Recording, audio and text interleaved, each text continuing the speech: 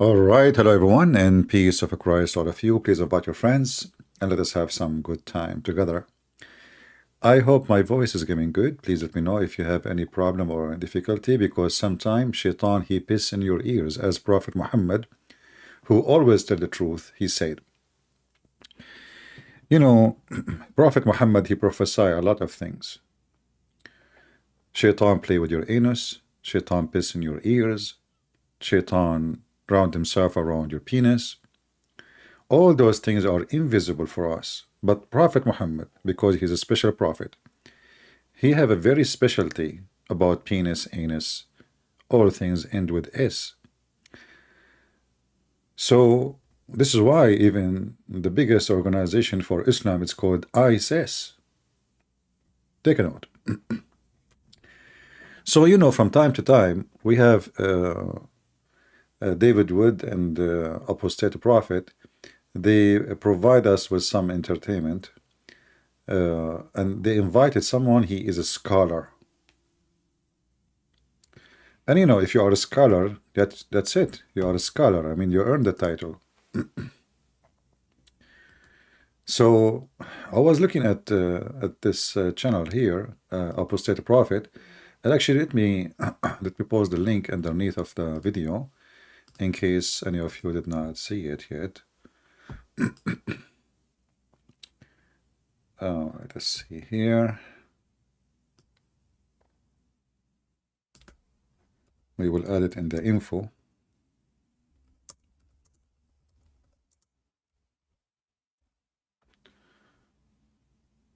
All right.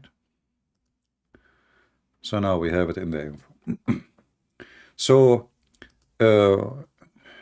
Apostate Prophet and David Wood, they invited someone. His name is Sheikh Farouz. I don't know what the heck does that mean. I mean, what does this name mean? Maybe if one day we get a chance to talk to this guy, we can ask him, what Farouz mean? Is that an Arabic name? I don't know. You know, me myself, I never heard of it. Farouz. Anyway, you know, and you will notice that those Western people, when they convert to Islam, they act weird.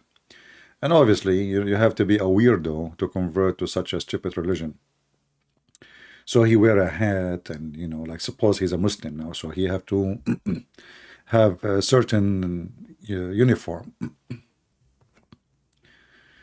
So we wouldn't want to waste our time and your time. Fairuz, you know, in the thumb of the video, I have different. The word is different. It's not Fairuz. Anyway, Fairuz, virus, who care? So here we have introduction, and we will make comment about this. And if there is anyone knows this guy, he would like to join us anytime, I would be happy to have him. And I'm not making fun of him for being stupid. I'm just saying he is stupid. There's a huge difference between making fun of somebody or saying making a state of reality. So let us see how this debate work, and we will make comment. Yeah, today we are here because we want to talk about some very interesting things that I have talked about before on this channel. What an introduction! So today we want to discuss or debate a topic that I brought up in the past, which is a topic related to Mohammed's prophecies about the coming of the hour, and we will get into that in a minute. But first off, I want to say thank you for joining and welcome to two gentlemen, both of whom nobody has ever seen on here, David Wood and the Farouz. Hi, guys. Thank you for having me. Hello. Do you want to quickly introduce yourself for those who are not aware? I mean, I basically I called you an Islamic scholar since you call yourself Sheikh Farouz, and also you will notice here that anyone in the world he called himself Sheikh, because this is a very shaky religion. That's it. This guy, he's a sheikh. He cannot even read the Quran, The same as the ketchup boy, Sheikh Uthman. Anyone is Sheikh, you know. Sheikh Joe Biden, as an example. So he's Sheikh. He called himself Sheikh.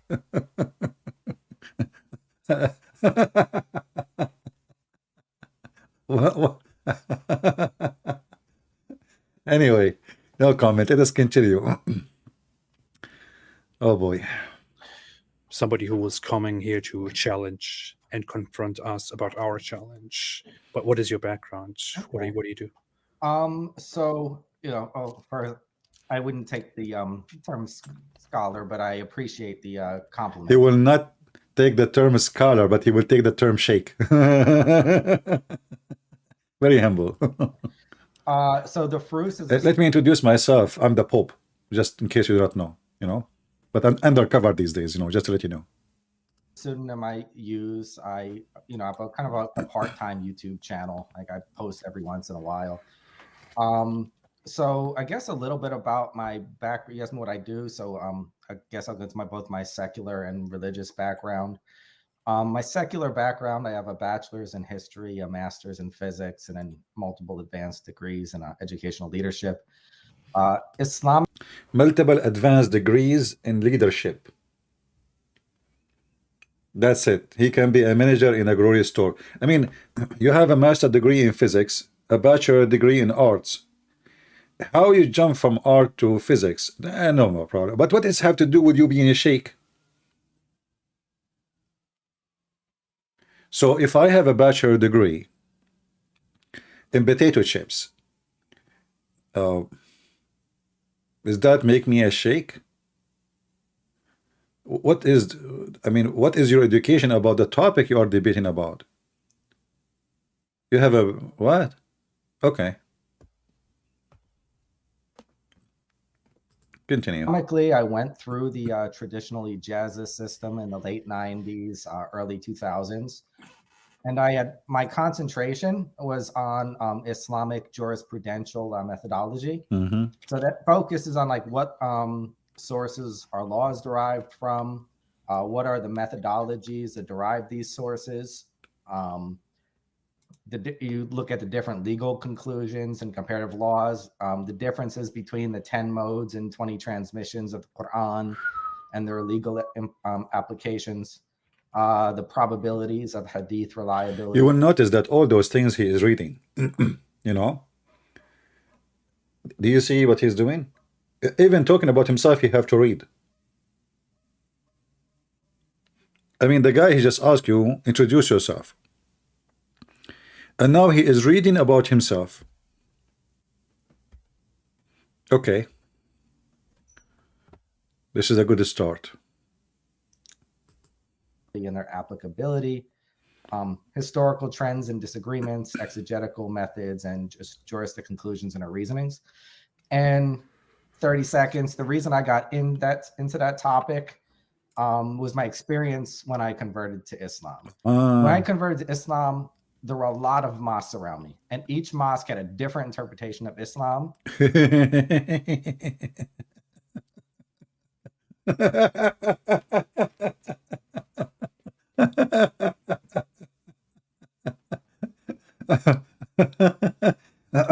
You know, you remind me of a chicken. She came from, the little chick came from the egg, and he saw the duck. He called her mommy. She said, I'm not your mommy. Then he saw the cat. He called her mommy. She's just stupid. I'm a cat. Do I look like your mommy? Then he saw a fox. And the fox, he told him, listen, go and bring your friends, and we have a lot of mommies waiting for you. So he saw there's too many mosques around him, and each one of them have different interpretation for Islam. That is a clear evidence that Islam is really clear. And now he will read for us the answer based on which interpretation? Read more, read. And each one felt that theirs was right. So I wanted to know where these differences came from. Uh-huh. And I wanted to understand, okay, why do you think this? Where did it come from? What is the history behind it? Mm. So this way I could better understand people. Well, that's a good summary. So, you have been engaged in defending Islam or preaching about Islam for a while on YouTube, right? Also outside of that, do you have any? Do you have experience in generally trying to, prove Islam true or disprove detractors? I would say a little bit of. Part of me wants to say neither. So what I so like for example, I listened to an argument, like a back and forth one time that you, David, and Sajid Lipham had, and I critiqued it. So when I didn't say, this person's right, this person's wrong 100%. Like, so if I disagreed with you, I stated, this is the point I disagree with you on why. If I disagree with Sajid, I say, this is the point I disagreed on Sajid with and why. This is an honest Muslim. Just take a note, please. He's not like the rest of the Muslims. He is an honest one. If I disagree with David, this is the point I disagree with David on and why. I try to avoid like, so I'm more into like just looking at the facts. And there are certain topics that I yeah, brother, it's a fact. I mean, the Quran says we will have a lot of boys in the heaven. And it's a fact, I mean, all of us would like to have boys. 80,000 servants, it's a fact. And the sunset and murky water, those are facts. And, we can give an interpretation to fix the fact. And, yeah, go ahead. He is a guy who checked the facts. And this is why he became a Muslim. Try to like avoid. And then there are certain I embrace. It's like, for example, like when topics I try to avoid, like when I saw a debate between you and other Muslims on Abraham, for example. I don't get involved, like Abraham in the Kaaba. I don't get involved with stuff like that. And here's my reasoning. Abraham is an ahistorical figure. And before people out there, throw me out of religion, whatever religion it may be, by ahistorical figure, I'm not saying that he never existed. What I'm saying is there is no source evidence of his existence outside of religious texts, right? So Abraham exists in the Christian Bible. He exists in the Muslim Quran. He exists in the Muslim Hadith. He exists in Talmud, apocryphal scriptures, but all the references to him are in scripture. So, I mean, here you see the stupidity. So this guy, he don't want to debate about Abraham because it exists only in those books. But can we find any book about Muhammad except religious books? Have you ever heard of the name of Muhammad in any historian book? What this guy is talking about? Have you ever heard of a prophet, his name is Salih, in the history books? I mean, you see sometimes men, they are grown men, but they have a brain of a child. So he don't engage in such an argument because there's no proof. Like he want to say there's no proof or disapprove. But what he will say to us now, who try to prove something to us, is based in only religious books. So if you refuse to go in an argument because it's based only, this is information written only in religious books, well, why you are there?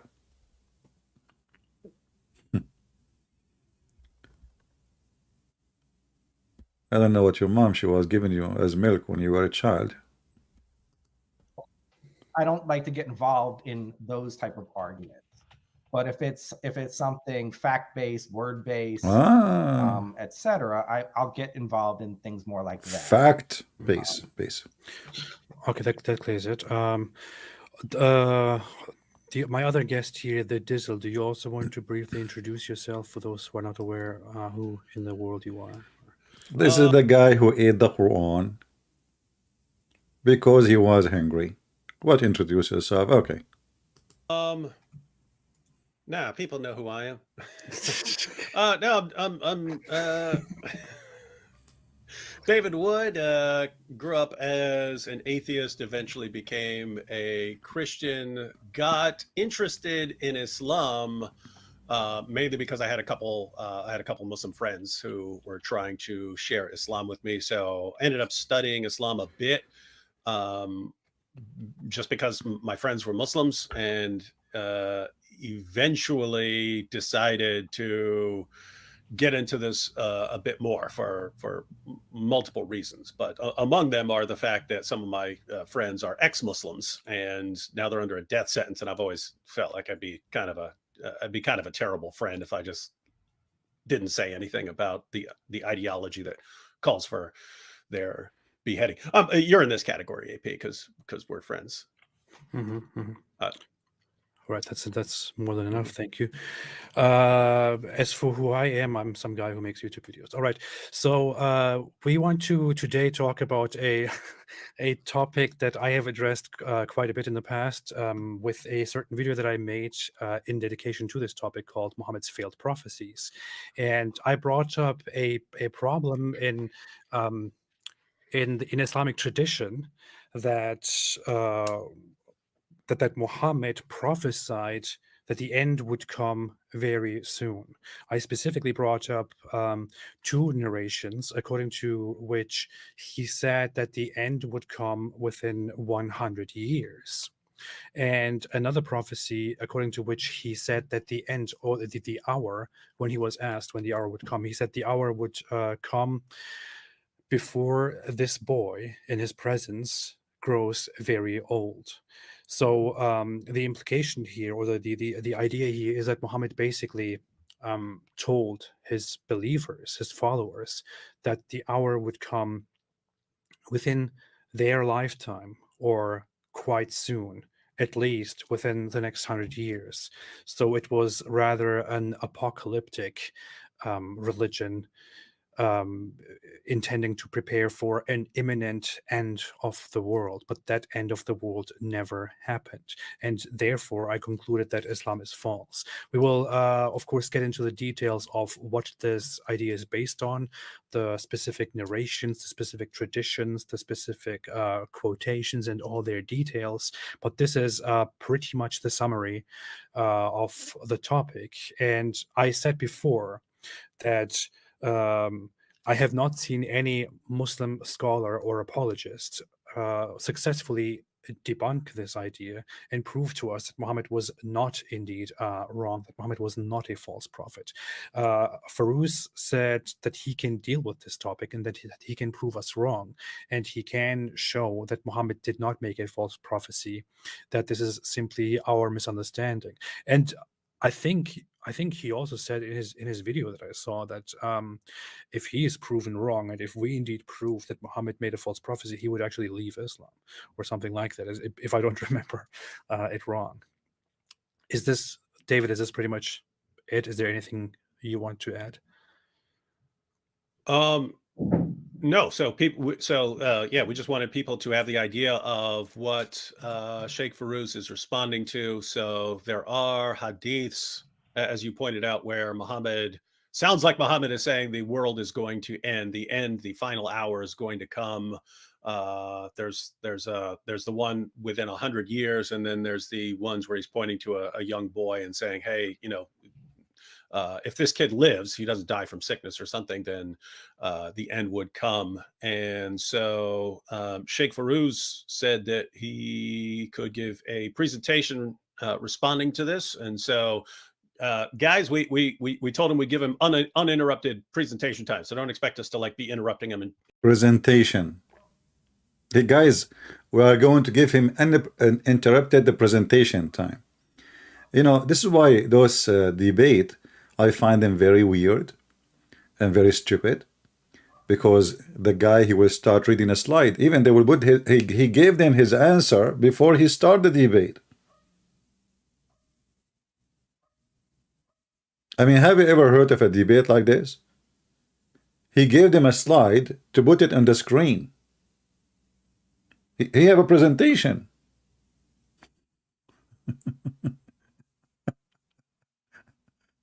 I'm serious. have a presentation. A debate. This is a debate. You know, I like to play cards with you, and I'm going to give you my cards. Okay, put them in the screen. I mean, what the heck is that? How this is a debate, and those people, they have a presentation. Okay, go ahead. And questioning everything he says. We're gonna let him lay out his case, because sometimes on an issue like this, you need to lay out your case. You need to lay out your understanding of how you're interpreting things. Yeah. And so we're gonna give him time to do that. No problem there. Yeah, no, we will definitely listen to the presentation, listen to the argument, and then only afterwards we will begin engaging with it and responding to it, looking at the evidence. And yeah, all right. Are we ready then? I think we're set. Yes, I'm ready. He's very ready. It's a presentation. What's ready? The presentation.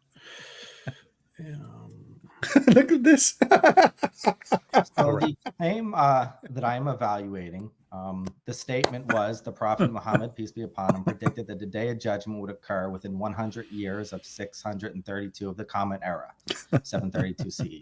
So the premise, the world did not end. I worded the conclusion a little differently than our host, that Muhammad inaccurately predicted the date the world would end.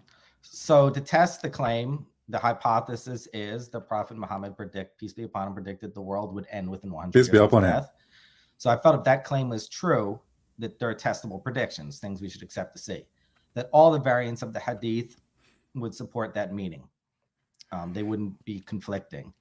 There would be no conflicting text from the Quran. There will be no conflicting text from a more authoritative hadith. No other prophecies of the Prophet Muhammad, peace be upon him. So let us put the fertilizer. You know, shit is a fertilizer. So let us put the shit in the table. Sorry for the word. So now he will play that because we are Muslims and because we say things oppose each other, therefore what we say cannot be taken as serious. Have you ever heard of a stupid answer like this? The whole presentation is just to say, I'm just giving you the summary. Well, we have this hadith says that hadith says the opposite, and the other hadith says the opposite, and that hadith and it contradict the Quran. So everybody contradict everybody. And now this is the solution. The solution is, as long as they contradict each other, it's false.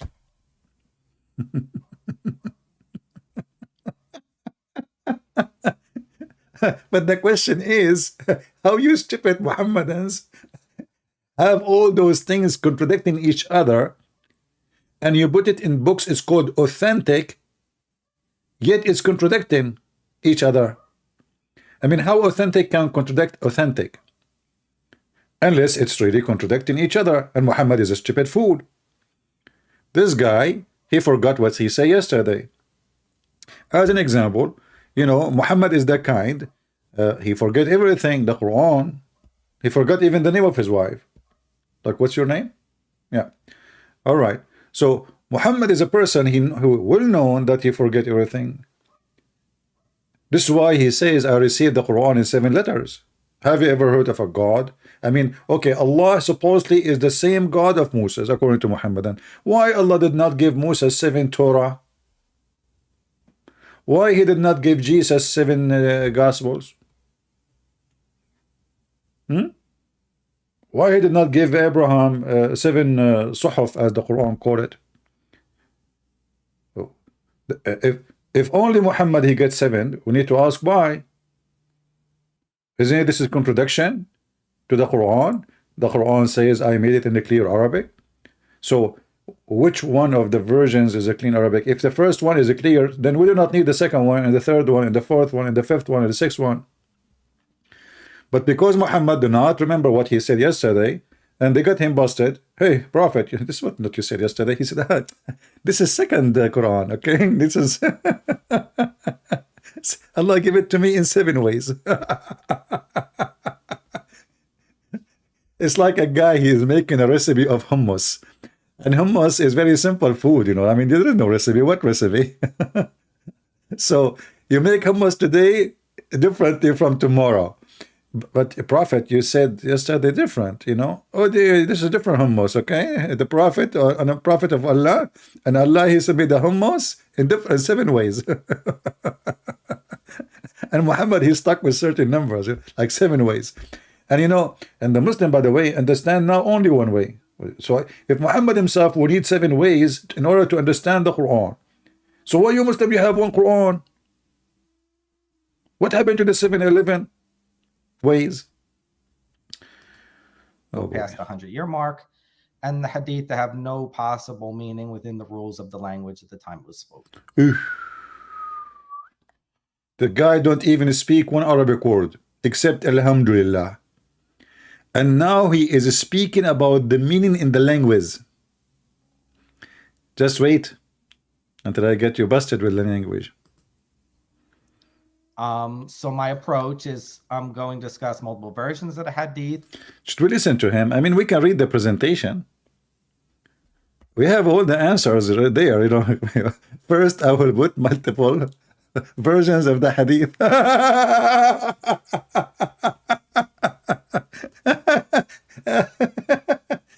Hey, Abdul, first of all, why you have a multiple version of the hadith? What's wrong with you? Same hadith has multiple versions. Tell us about the multiple version. Next to other hadith and Quranic ayat in the same topic, I'm going to apply jurisprudential methodological That's principles. And I'm going to discuss a little bit if there's anything that any prophecy that came true after 732 of the Common Era. Then I will analyze how Imam Muslim understand the hadith. So how Imam Muslim understand the hadith. One guy, he never saw Muhammad, never witnessed Muhammad, he have nothing to do with Muhammad. How he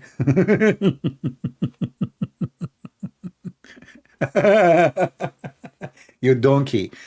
Imam Muslim came long after Muhammad, so now obviously this prophecy is a lie, so they tried to fix it. What I will say, I'm a Muslim, and Muhammad, he says the child will not grow old before the judgment day come. And then those people, they came hundreds of years after. So what they will say now? They will say, oh, Muhammad was farting.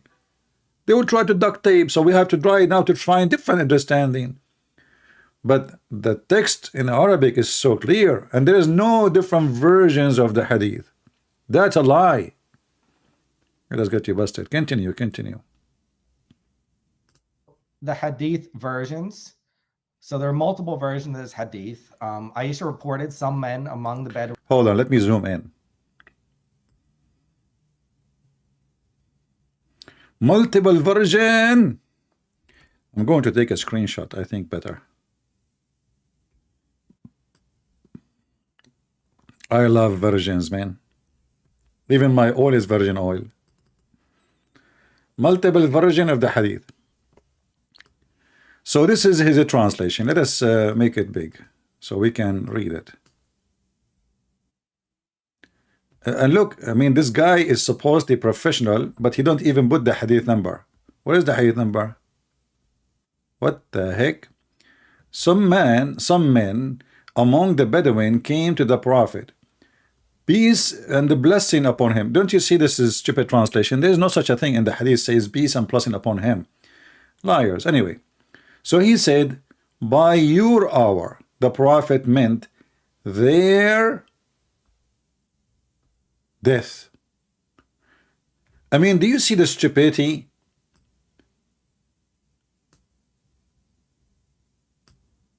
Isn't it the Quran says, this guy, he will tell you later, that the Quran says that only Allah knows the time. Allah knows when you live. Allah knows when you die. Only Allah even know what is inside the womb. So do Muhammad knew when people would die? And did those people, all of them, they die? All of them? Do Muhammad even knew when he would die? He said their hour. That is a false translation. Let us go to the tafsir, for the hadith and see together.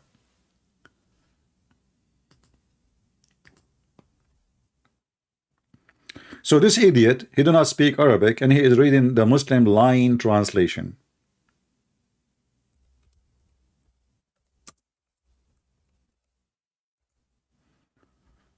And we will show whatever is in English translation shown. A young boy of a Mughira, let us see this first one here, passed by the holy prophet. He's a holy, holy, and he was of my age. Thereupon Allah Apostle said, if he lived long, he would not grow old till the last hour would come. Here the Muslims, they add between into bracket, to the old people of his generation. What? Where he said that? If we go and see the hadith in Arabic, just to show you. I remember this is Al-Bukhari. We have the number. So we will show the exact hadith in Al-Bukhari, and we will try to find it in full.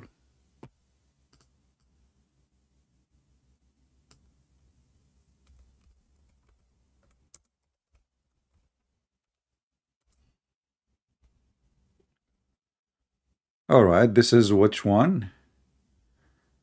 And here it says, oh, this is Sahih Muslim, sorry, not Al-Bukhari. Let us go to Muslim. All right.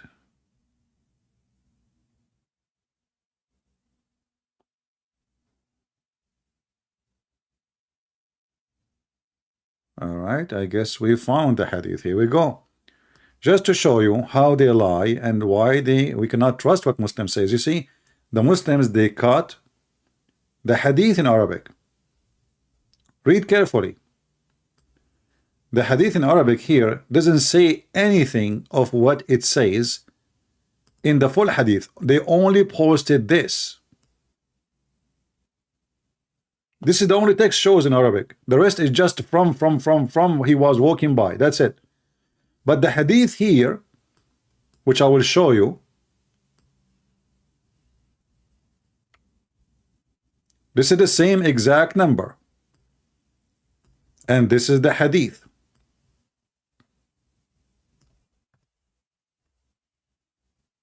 And let me give you a link.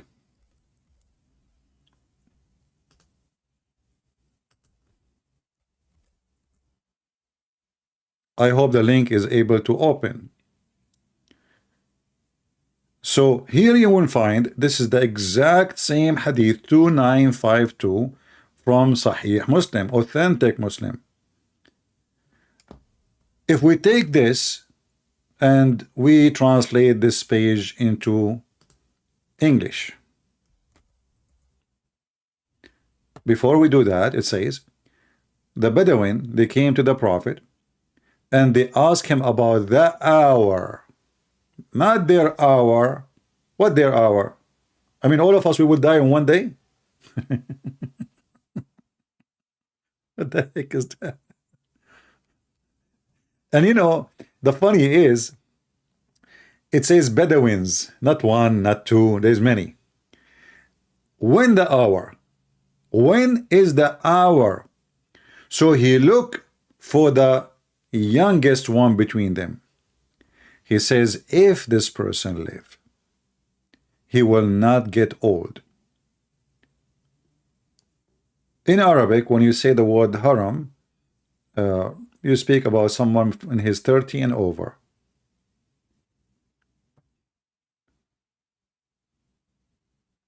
And here it says, then and your hours will come. So he is saying now, he's saying their hour. No, this says when the hour.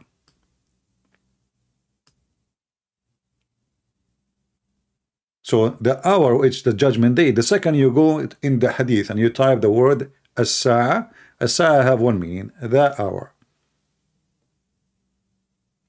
Same time here, when the Muhammadan, he tried to say Muhammad is prophesying when all of them they will die, I thought nobody knows when any human being will die save Allah.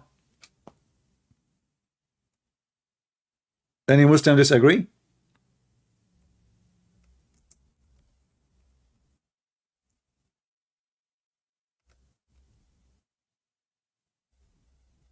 Any Muslim in the chat disagree?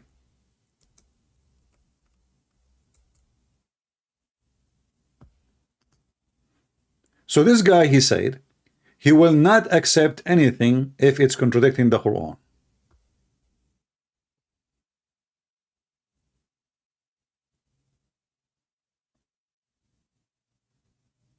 Do we have any Muhammadan?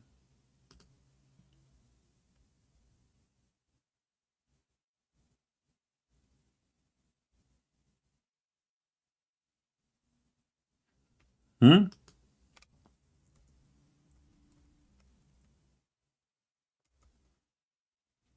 I don't see any Muhammadan. If you go in the Quran, just to show you how stupid this guy and his argument, how before even his start we destroyed. Let us go to the stupid Quran.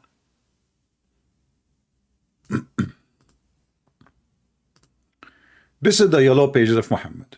Introduction. This is the book of fairy tales and stupidity.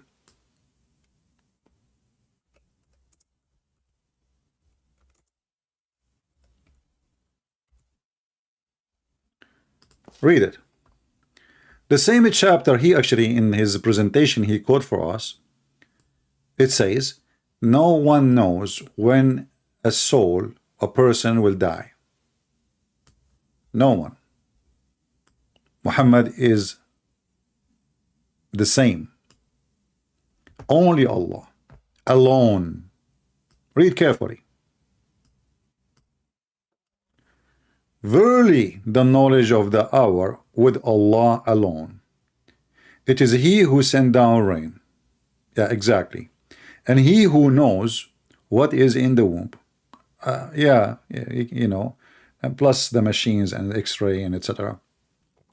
Nor anyone knows what he will earn in morrow.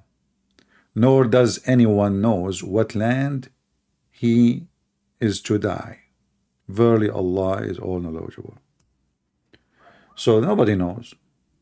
So how Muhammad he can tell them, you know, when before this guy get older, your hour is coming, and they mean and the Muslim they claim he meant their hour as their death time. And remember, in the hadith they did not ask him when our hour. They said when the hour will come. Read it.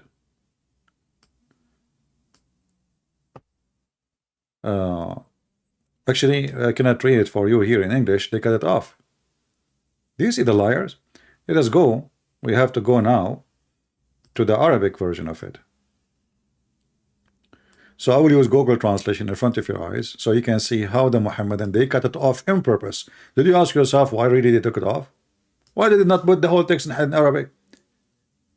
Because if you put the whole Arabic text, then the lie is exposed. Let us use Google translation. Remember, this is Hadith 2952. You see it? 2952. And what is the number here? This is Hadith 2 number 53. Oh, let us see exactly 253. Here we go. 253 is the same. It's the one after it. So 2953 Sahih Muslim. 2953 Sahih Muslim. Wonderful. Let us translate.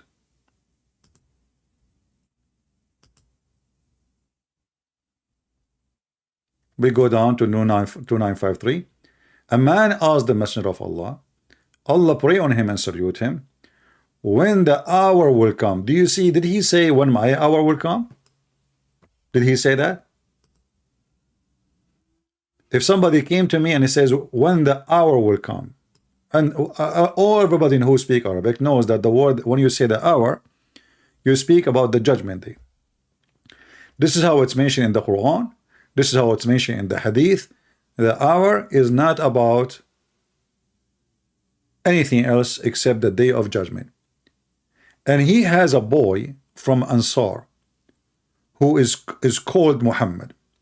And the Messenger of Allah, may Allah pray on him and salute him, said, if this boy lives, perhaps old in age, will not overtake him, will not, translation is not accurate, he will not grow old, until the hour is established, not your hours. Do you see? If you go here, what they say? The old generation. What old? There is no such a thing. The question is so clear. The guy, he asked him when the hour will happen. Not my hour.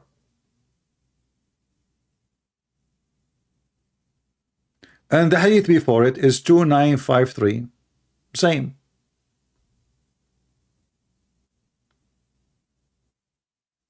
Bedouins, not one. The Bedouins came to the messenger and they asked him about the hour. When that hour will be. Remember, Muhammad, he confirmed only Allah knows when people die and where they will die. Muhammad, he know nothing about the unseen. And this is a question happening in the moment, like now. It's not like Muhammad, he go and Jibreel come to him and squeeze him and no mayonnaise 3 times. No, this is, he asked the question, he gave him the answer. And then he says, and then before this child will get old, the hour would come. And you can see all the hadith. This is Sahih al-Bukhari. This is Sahih Muslim too, actually. All right? The same. The hour. The same. Until the hour is established. This is al-Bukhari. Hadith number, page number 6167. Do you see it? So what was the question? When the hour. So this funny, silly boy who think he have an answer preparing presentation, he fooled himself by reading the translation. But did you try to take the hadith in Arabic, read the whole hadith in Arabic? You do not know Arabic, no problem. Use Google translation, you idiot. Is it a shame that you are a person who claims to be a sheikh, but you don't want to study Arabic so you can read and nobody lie to you?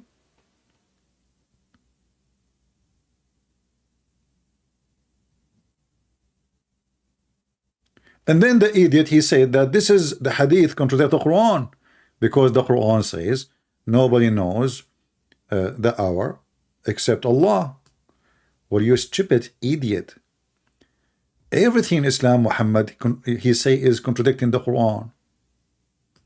I mean, what's wrong with those people? Those people do not know. This guy, he is a growing man. He do not know that everything Muhammad contradicts the Quran. As an example, how many prayer in the Quran? 3. How many prayer Muhammad, he said? 5. Which one you take? You take the 5. You see the liars? They say, if something contradicts the Quran, we don't take it. The Quran saying 3. The 2 end of the day. Read it.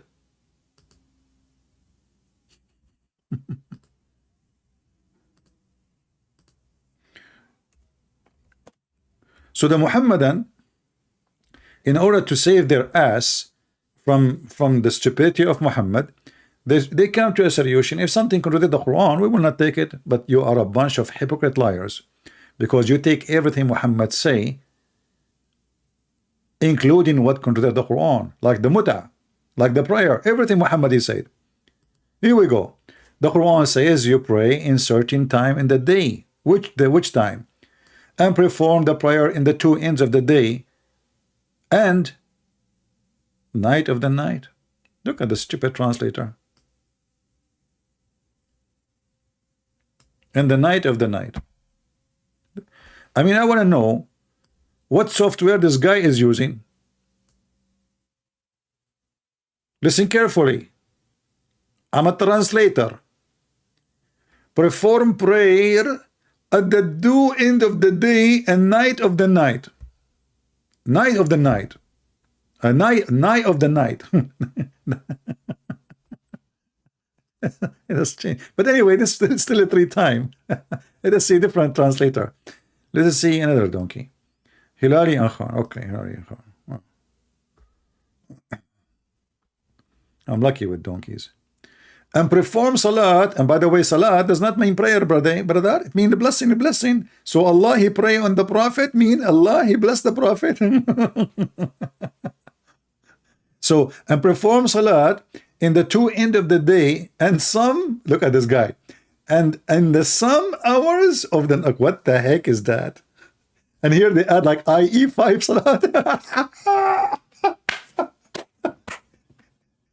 It says 2 times and when the approach of the night, and now they added the 5. Look what they do, i.e. the 5 compulsory salat. Like, what the, where is the 5 if it's to the end of the day and when the approach of the night? Change the translator. Who is this one? This is Hilali and Khan. Let us see different one. Itani. Let us see Itani. How you doing, Itani? How is your grandma doing? Look at Itani. Okay. Perform the prayer at the borders of the borders. What? The borders of the day. Days have borders. Okay. And during the approach of the night. What the heck? The previous guy, he says the 5 prayer. So you see, as you see, like it's 3 prayer. The 2, it is the it says in Arabic, literally, طرفي النهار, the 2 end of the day. The 2 end of the day and the approach of the night. That is 3. That's it. Change the translator. I mean, we can keep playing this game forever. This is Itani. Let us see Biktal. Biktal is smarter than his, the rest of the boys. He's a big donkey. Establish worship in the 2, worship, not prayer, at the 2 end of the day, and some watches of the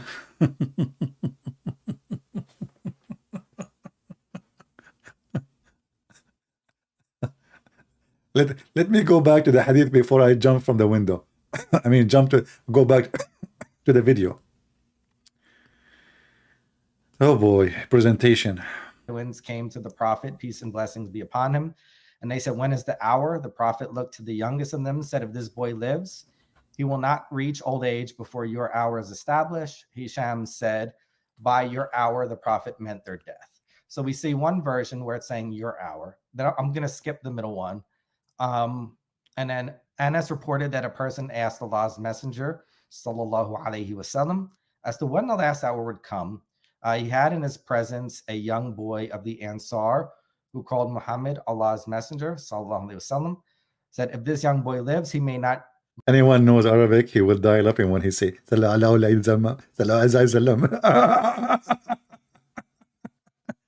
it's like somebody he have his throat is stuck with zucchini or something, trying to say some word in Arabic, but he cannot say it. Okay, I got it.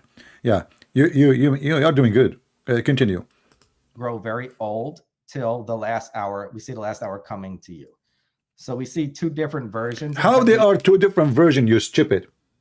They ask him when the hour will come. When the hour. The hour. They did not say when our hour. Why Muhammad is the person who tell people when they die? Since when? And how this is a different version? This is his stupid translation. This is the translation he gave us. Let me put it in front of you. I'm trying to zoom in so you guys can read it better. I don't know if you guys have a good eyes or not. Do you eat carrot every day? I eat a lot of carrot. Okay, so look, this is his stupid translation. It says when the last hour will come. This is his stupid translation.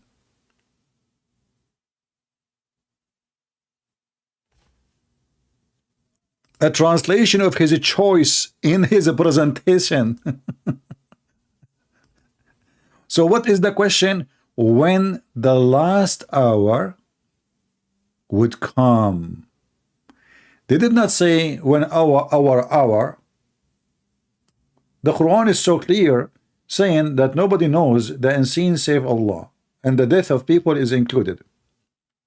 Their livelihood when they die, when they... nobody knows, save Allah.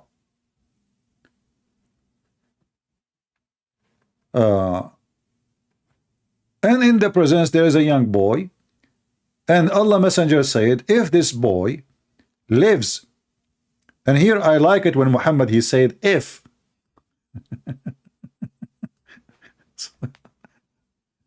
Hold on, I mean the whole prophecy destroyed. So if this boy live, he will not approach the old age before the hour will come. If this boy, you see, in order to make a prophecy about when the hour will come, you should say before he approach. That means he will live, not if he will live.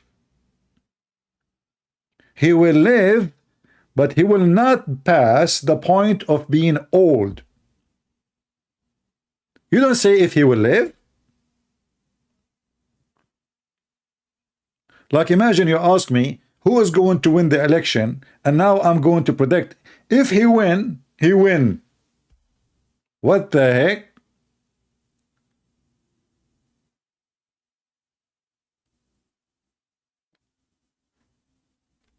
If this boy lives, he may, what? He may not. He may not. If he live, he may not.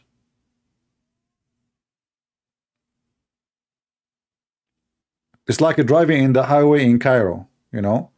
One says the same exit, it says entrance. Those things always you see in the Middle East, because you know they steal the sign. So entrance, don't exit, don't enter, enter, don't enter. In the same road, one way, two ways. So if he lives, he may not grow till the last hour come to you. The last hour. How this is different version? What hour?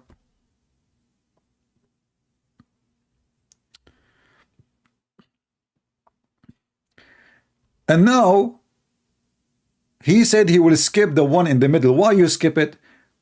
He put between two bracket here. This is the Muslim translation, not his translation. The guy do not even know two Arabic words. He would see you dying. What?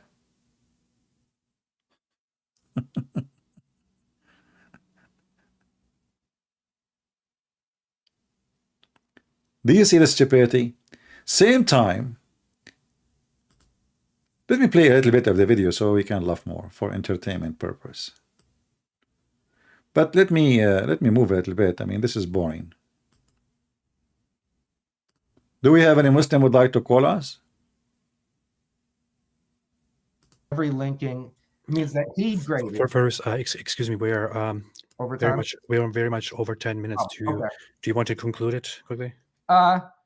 Sure. I'm just gonna leave this open. That these are the principles of Matin criticism, and I felt that if the hypotheses were accurate, we would see that did not mean the burden of proof. Like, but I gave a thought experiment if it did, and another layer, but I'm gonna skip that. So the conclusion is basically all the variants of the hadith do not support the meaning. There are conflicting texts from the Quran. There's no conflicting text in the Quran. You stupid idiot.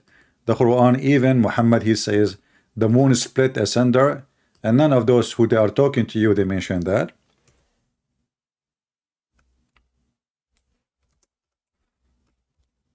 Already Muhammad, he protected the hour in his time, and he received that from Allah. So you are an idiot. When Allah, he says supposedly, Aka Muhammad, no one knows the hour save Allah. But Allah told Muhammad the Quran, where he said to him, the hour, the moon is split, and the hour is so nigh. Do you see it? So Muhammad, he predicted already. Allah told him that the hour is almost there. This is the Quran. In Arabic, it says اقتربت, Anyone can go and check in the dictionary what اقتربت mean. It's so close. So Muhammad already predicted the judgment day to come. This is why we see in many other hadith, not only in those hadith, Muhammad as an example, he woke up and he saw, he's like nightmare. He saw a vision from Allah. You know, Allah, he give visions. Vision and chickens. And virgins. So he woke up from his visions and he said, today, Gog and Magog, they open such a hole. Away to the Arab.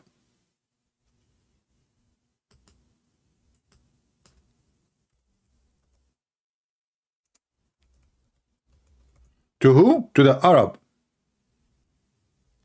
Read it. The Prophet Sarsur said, away to the Arab, because evil has drawn near. Okay, what evil he's talking about? What is the evil is coming? To the Arab. Muhammad is not saying to the Pakistani, Persian. No, to the Arab. He's speaking about Gog and Magog. The Prophet came to visit me one day, frightened. He was so scared. La ilaha illallah, la ilaha illallah, la ilaha illallah. We to the Arab, because of an evil has drawn near.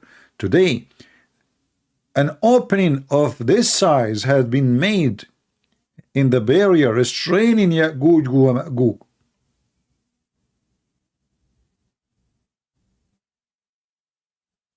And he made a circle in his hand.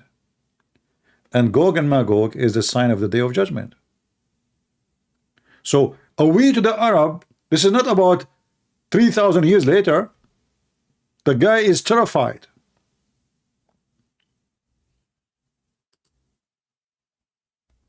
The guy is totally terrified.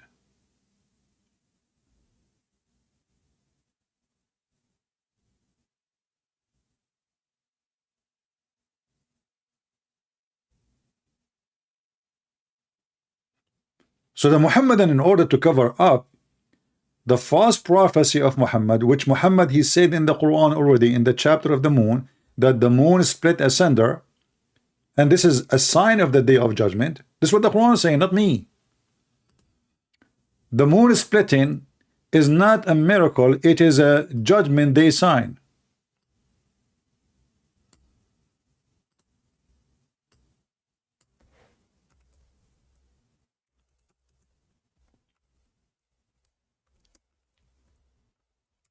Read it.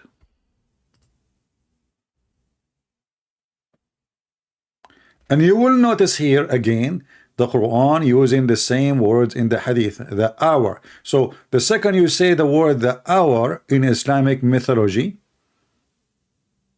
fictions, you mention and you mean only the day of judgment. Not my hour and your hour. Nobody cares for the hour of people who will die. People die and live every day.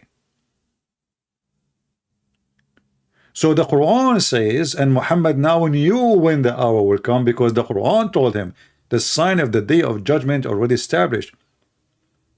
I did not watch the whole so-called debate between David Wood and this guy and the Apostate prophet, but I don't think they mentioned that to him.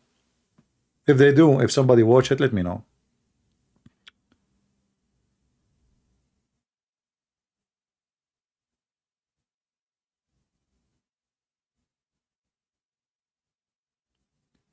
And not only that, Muhammad, he predicted many things. As an example, Muhammad, he claimed that the Antichrist is already exists in his time. And the Antichrist appearance would happen in the day of judgment. If you remember, we mentioned the story of Al-Jassasa. Do you remember? We made the whole, video about it.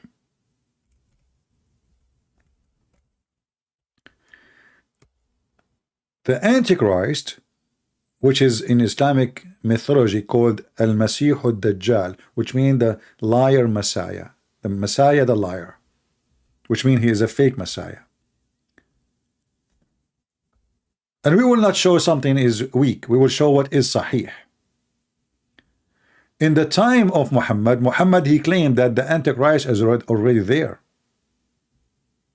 But the Antichrist is a sign of the end of the time. But he was there in the time of Muhammad.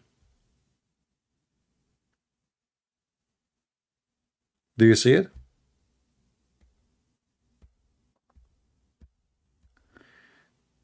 The Shia now are not believing in Jassasa. No, the Shia, they believe in Jassasa. They have more of funny stories. Shia, they have, you know, if the Muslim, they have 1,000 funny stories, the Shia, they have 1 billion stories. Don't remind me. Don't remind me with the angel Futros. I mean, when you hear the Shia Sheikh speaking about Futros, I die laughing. Once I could not even, hardly I can breathe. Like for, especially when the you know, the Iraqi or the Persian Shia, they speak in Arabic. Malak Futros قد ألقاه الله في جزيرة وعاقبه وكسر جناحيه لأنه خالف أمر الله فقال له الله أي عقاب سوف أعاقبك أفي يوم الساعة أو غير يوم الساعة فقال فطروس يا الله عاقبني الآن فأرسله الله إلى جزيرة. Translation. So Futros, this is a story of the Shia, you know. The Shia, they have, you would literally would die laughing. If you speak the language, you really would love it. So, and you know, the Shia, they are like, will be like, when they are listening to the stories, they will go so crazy for it.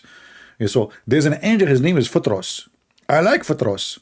Futros, Fatrosin, Fatrasuya, you know, Fatras, whatever. So, angel, his name is Futros. He broke the command of Allah, brother. So Allah told Futros, what do you want me to do for you? Punish you in the hour of the day of judgment or now? The angel, he said, please Allah, don't punish me now. Not the hour. It's going to be hard. So Allah, he decided to send him to an island, which is Hawaii. And he broke his wings so he can fly. And he stay in the island. And then one day, the angel Futros, who is in the island. Don't sleep, by the way, okay?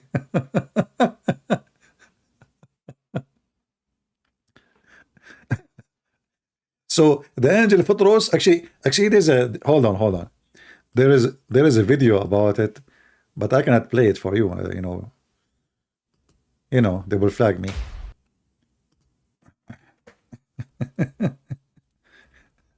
Malak Futros. What the? Yeah, so anyway, this angel Futros, who was in the island, look how many videos about it, Futros. Huh? So let me use Google translation. Translate. This I cannot translate here. I have to use Google. Anyway, so here you will see the story of the angel Futros. Allah, he punished him, he broke his wings, and he put him in an island, so he cannot fly. This is the punishment. It's like a jail in Ireland, you know, you cannot go anywhere.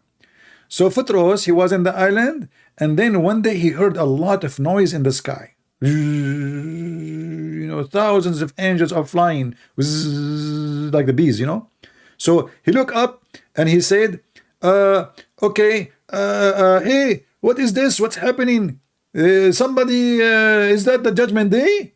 An angel answered him, Jibreel, and said, no, Futros, it's not the day of judgment. Today the prophet, he have a grandson, and Allah, he sent the angels so they can salute him. And I'm just talking like the speak in the video. So Futros, now he's so upset. He said, please ask Allah to fix my wings. I want to go with you. I cannot wait. Are you sure that the Prophet have a grandson and his name is Al-Hussein? Shia stories. All of those is about Futros. Look, all of those is stories about Mr. Futros. So Sunni, Shia, you know, it's same stupid donkey story.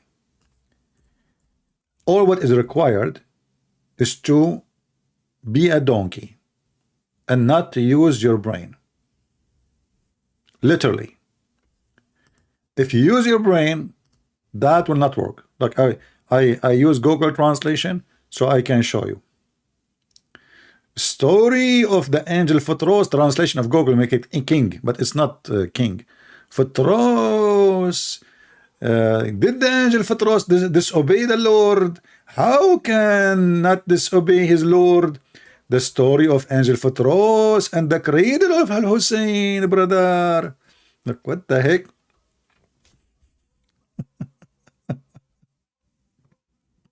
Futros. Oh boy. When we say stupidity is amazing, I have a million reasons to say it. Yeah, when you decide to be a donkey, everything is possible. So anyway, now, like, you know, supposedly, I think it's the turn for, I don't know, Apostate Prophet to answer him. You want me to guys to play the rest of this thing, or enough is enough? What do you want? I don't. Let me know. Let us vote.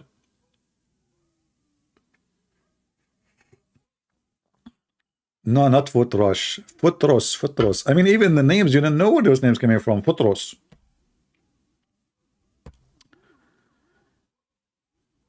Do we have any Muhammadan?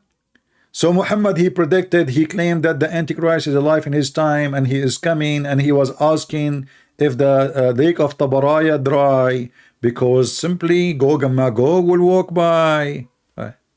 The story in front of you. So predicting the judgment day, not only in those hadith about this kid will not grow old, it's all over the Quran and all over the hadith. The story of a Jassasa alone is a horrible, stupid story. The Antichrist exists in the time of Muhammad. In the time of Muhammad. But isn't it Muhammad, he says the Antichrist will not, the sign of the judgment day is the Antichrist appearing. Here we go, he appeared. People saw him.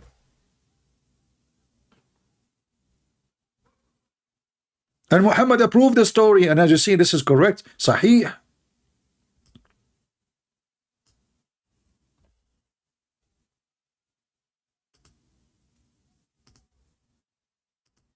Let us open our Skype. My Skype is not open yet, because we wanted to play the video first.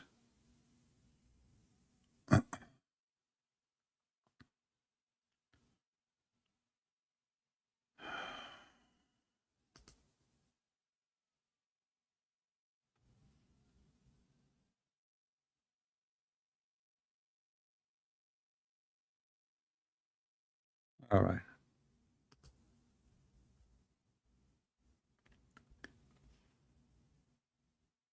You know, there is somebody trying to talk to me in private, and I say, you can call me only live. And now I receive this. I'm not going to show the name, just to show you how people are so stupid. Is it because I'm Indonesian you don't want to talk to me? What? What the heck? Now I have to block you, sorry. Is it because I'm Indonesian you don't want to talk to me?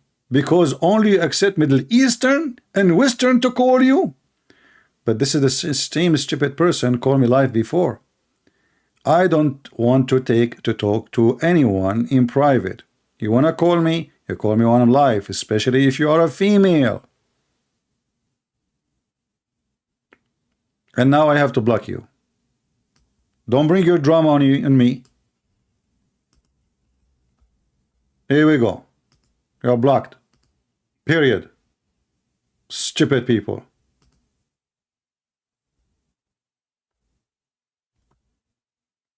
You sent me first time, you want to talk to me. Second time, third time, fourth time, and I told you no, no, no. And now what? Because I'm Indonesian. The race card. Stupidity is amazing. Oh boy. Okay. I don't see any Mohammedan text me in Skype. All right, no problem. But my Skype is open. Listen carefully. I'm not the one you can play games with and you make him feel guilty. I don't care what you think. I don't care. You make your drama and your stupidity. It doesn't count for me. I say no, it's mean no. You repeat again, I'm being kind. I did not block you. I said, why you want to talk to me? What for? You have to give me a reason. Anyway. Do we have any Muhammadan?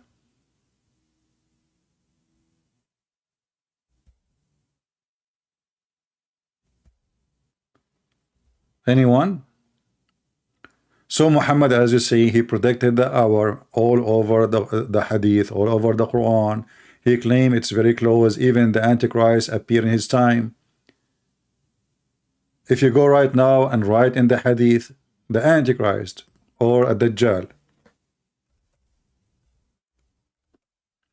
what you will find? All of the stories of the Dajjal is about the hour. And Muhammad actually, he make very funny statement. The Prophet says that Dajjal will come to Medina and will find angels guarding it. My friend Muhammad, if the angels are not guarding it, it's Joe Biden and the Awaks. In case you do not know, I'm patriot. And this hadith here is more stupid, but not important for us. Look at this. Look. The messenger of Allah, he said, the Antichrist, the false Messiah, he will be fought by 70,000 Jews from Asfahan. From where in Iran? Okay, hold on. How many Jews there is in Iran?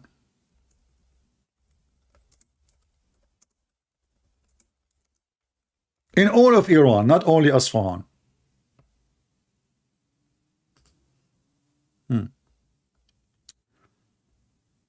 Let us see. The total of Jews in Iran is 8,000. Hold on. To be accurate. Yeah, 8,000 people.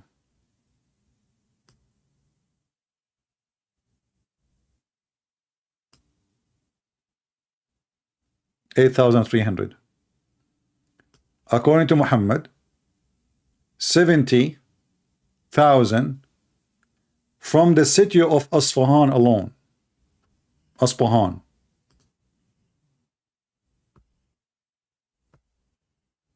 Let us continue.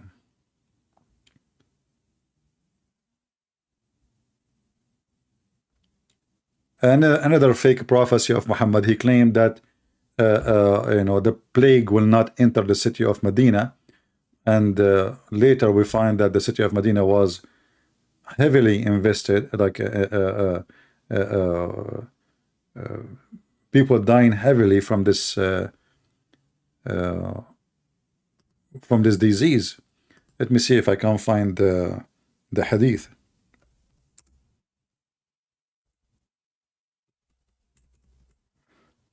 And right away, actually, this is after Muhammad's death. Right away, the plague attacked the city of Medina, and Muhammad, he claimed that plague will never enter that city.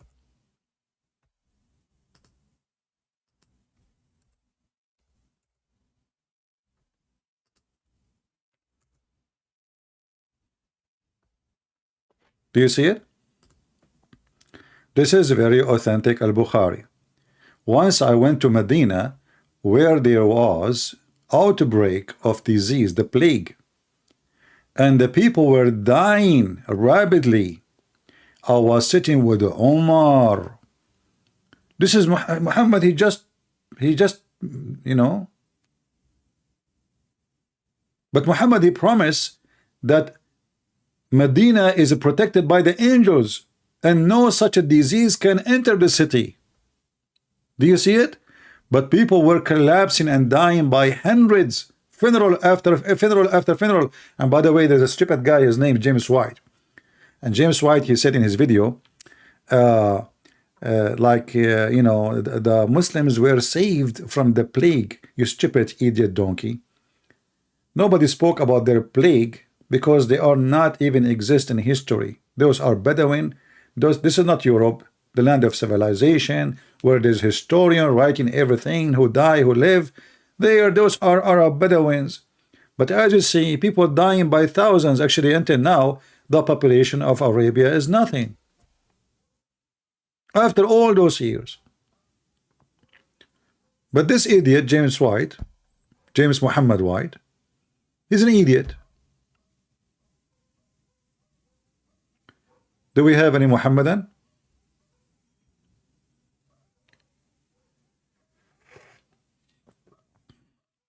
Do we have any Muslim Indonesian? I don't talk to Indonesian. This is the conclusion. Half of my admins are Indonesians. Oh boy. Yeah. And now I feel guilty, by the way. Is that why you don't want to talk to me? Because I'm Indonesian? You sound like Dawah. Do we have any Muhammadan?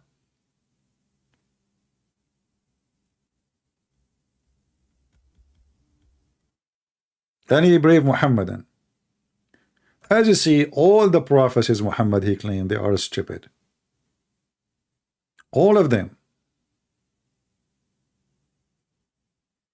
Any orange Indonesian ustad wanna talk to me? Anyone? So is it true what he said, that in Medina is protected from diseases and the plague will not enter it? Is that true? I mean, the piss of Muhammad is still not dry in the world. Remember, Muhammad, he used to piss in the street. And this is very clear sign that he's a prophet of Allah. I mean, only prophet of Allah, they unzip, they grab their penis and they piss in the road. There's a hadith about a guy, he was walking by and he said, and Muhammad was pissing. And then I said to him, Assalamu alaikum. And the Muslim, they made an articles and studies about it, about the polite of Islam. The polite. What is the polite of Islam? Don't say Assalamu alaikum for somebody is pissing on the wall in the street. Instead of saying, oh, what kind of a prophet he grabbed his penis in the road and pissing in the road? They are saying you should not. This is the topic now. You should not say Assalamu alaikum, brother. With him, breath. But of all, Prophet Muhammad, he pissed anywhere because he have a license. Zakir, Naik, go to Bangladesh, they piss in the street everywhere too. Exactly, because we put it in the Prophet Muhammad. What the heck? I mean, what kind of a prophet he go in the street and zips? Can't you control yourself? There's women, there's children walking by. So the guy walking by said, Assalamu alaikum Muhammad. The Muslim, they made studies about it. Why the prophet did not answer? In fact, the guy is not saying Assalamu alaikum. The guy is saying, hey, Muhammad, Assalamu alaikum, which means we saw you what you are doing, man. And this is why Muhammad did not answer, because obviously the guy is making fun of him. What kind of a man he piss in the road? Go to your house. The whole, this Medina or Mecca, I mean, they are small, tiny. Few, it's not like you want to take the bus to go to your home.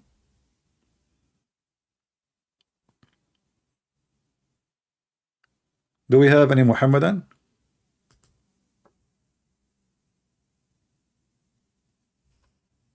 Hello?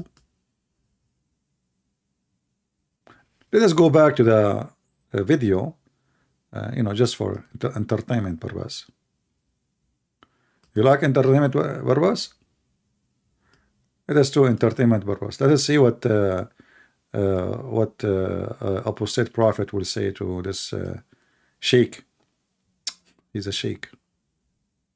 Conflicting texts from more authoritative hadith. There are other prophecies of Muhammad that go past the 100-year mark. And, there are other possible meanings within the rules of the language at the time that it was spoken. And I guess that's it. You can undo it now if you'd like. All right. Well, thank you.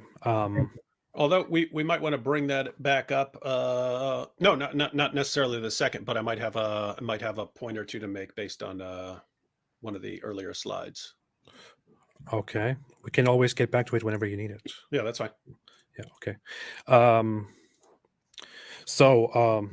But I made quite a few notes here, and I have also prepared a few things in advance before we went before we started the stream. I'm sure David also has a lot of things to say. I only have a couple thoughts on it. Okay. Here is the issue. I just have some problems. One major problem with the presentation and with your objections. Now, so you have brought up several points, including one that you emphasized quite a bit, which is that even if we were to assume that that Muhammad only said the world would end within 100 years, and there was nothing conflicting, no other conflicting narration, or if Muhammad said the hour will come before this boy grows very old, and there was no other conflicting narration, we would still have to look at, I don't know, Quran verses, for example, which say that he may not know the hour, or nobody knows the hour, or we could still look at certain narrations where he says every 100 years Allah sends a renewer, and so on. Here is the problem. In my opinion, in your worldview and in the world of somebody who believes in Islam and who believes in the Quran, who believes in the truthfulness of Muhammad, it is simply impossible for Muhammad to contradict himself. It is impossible for Allah to contradict himself. And it is not possible when making such truth statements for Allah and Muhammad to contradict each other. Therefore, if you find Muhammad making a statement which contradicts with another statement that he made, or which contradicts with Allah or the Quran, then you take that as a clear contradiction and prove that the narration is invalid. But that is only true because you believe that Islam is true. It's only true because you believe that Muhammad was a truthful prophet. For somebody who is not a Muslim, for somebody who does not believe in the infallibility of Islam and Allah and Muhammad's prophethood, that is not really a solid argument. I will never doubt the possibility, and in fact, the idea that Muhammad contradicted himself quite a few times, and that he was also at times in contradiction with the Quran. I might accept that he did say, I do not know at all when the hour will come, which I don't think he said, and I think that's a worthy thing to go into, while also claiming at another point that the hour will come within 100 years. That I think is entirely possible. For you, it is not possible because you think he cannot contradict himself, but for me, it's possible because he's just a mere human being, and he can, throughout his prophethood, for different reasons, out of for an ulterior motive or unintentionally, change his mind and contradict himself. David, it looks like you wanted to say something. Huh? Oh yeah, I just wanted to, because I was thinking something similar in the sense that you have sort of there's an insider's perspective and an outsider's perspective. I mean, this is true of everything, right? So in Christianity, if someone's criticizing Christianity, I'm thinking of it from the perspective of a Christian, where I'm trying to make sense of it. Whereas the other person who doesn't believe in Christianity doesn't have to think about it in a way where he's trying to make sense of it. He can just think it's a mess. And so when we're talking about something like Muhammad's prophecies, or various things Muhammad said, I think AP and I are on the same page that we're not going to this expecting consistency, thinking, oh, if he said this here and that conflicts with that over here, then we either need to reconcile them or reject one of them. We could be thinking, well, he may have said completely different things at different times. because we don't actually believe that he's getting this stuff from God. Whereas as a Muslim, you're not thinking that you're not thinking of it. You're not thinking of it from a critical perspective, in the sense that you're raising this as an objection. For obvious reasons, you're thinking of this from a Muslim perspective, where you believe that Muhammad's a prophet, and so you're trying to reconcile those things. And so, but for everyone who's watching, that distinction is important to keep in mind. Whatever the perspective that's on the table is, you have this insider's perspective and this outsider's. So guys, the perspective, which is the interpretive perspective, and if you have this perspective, and I don't have the same perspective. So if we don't have the same perspective, we don't have exactly the same perspective. So you have your perspective, and I have my perspective, and so the perspective is what is the debate? Perspective is perspective. And Abdul, who keep writing in the chat saying 1 + 1 + 1 equal to 1. Ha ha ha. You stupid idiot.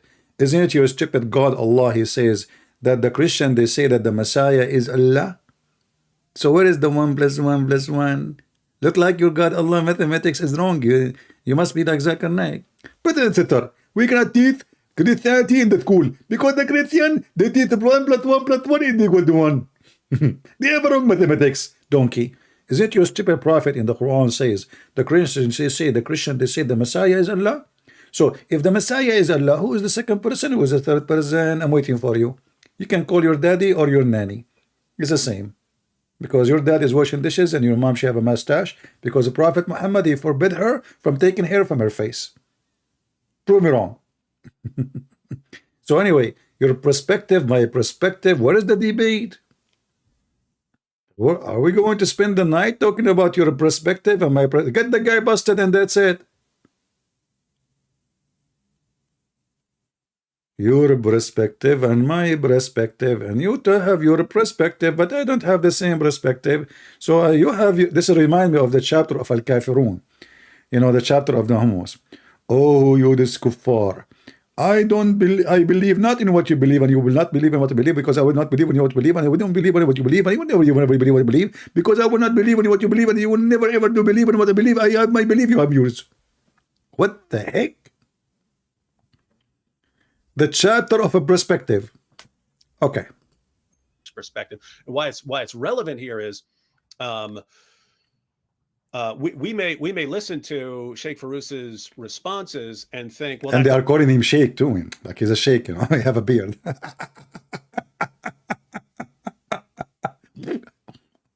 Doesn't convince us that this is the correct solution to this. We may still think it's a problem, but from a Muslim perspective, Muslims are probably saying, hey, if there's a plausible, if there's any, you know what, I'm going to take this word from the dictionary. I have dictionary in the shelf. Let me look for it. Perspective. I'm going to delete it. How many times you have to repeat the same? Like finish it. Okay, from his perspective. A plausible response to this. I'm going to accept the plausible response to this rather than just rejecting Islam or something like that. So anyway, yeah, we were thinking along the same lines there, I think. But pretty much. What do you say, Farouz? So I'll just go one at a time. Actually, what both of you said, I think, is consistent and accurate. Though one of the things that David said about the outsider perspective, it actually made me think of a presentation I did, as well as I made a slide of that for tomorrow's discussion. But I did a okay, so David Wood, he's stuck with the word perspective. This guy, he's stuck with the word I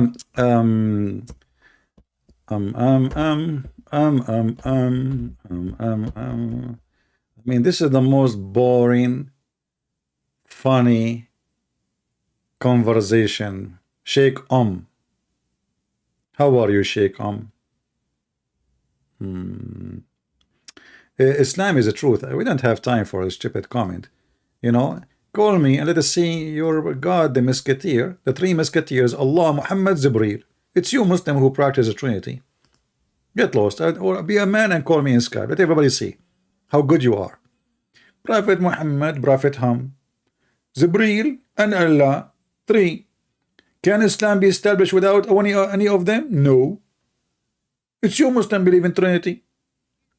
Same time, call me right now and I will show you that Allah is a 3. In the same time, He is 1 and from your Prophet.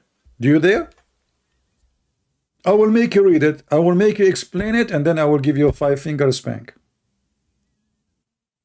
Call me potato, muta boy. You know, the Mohammedan, they try to avoid or change the topic always. So what they have, we have 1 God and they believe in 3 gods. Ha ha ha ha ha. Stupid idiot. Let us say somebody believe in 1,000,000 God, but they are real. Better than your stupid God who think the sun set in murky water. In India, they have a temple of elephants. Some they think He's God, but elephant is real. Allah is not. So elephant is more acceptable to the truth or close to the truth from Allah. Prove to us that Allah exists. The God who said that the sperm of the woman coming from ribs, but women don't have a sperm. Unless this is the family of Joe Biden.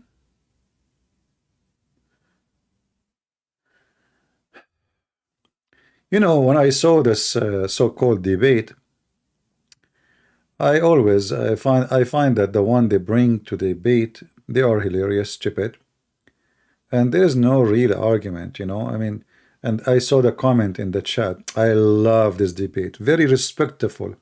This is why it's boring. There's no real fight. I mean, have you ever heard of 2 people fighting and they are respectful to each other? I mean, the guy there, the Muslim, he called us kuffar, najis, which means filthy, animal, monkeys, pigs, and then there is respectful debate.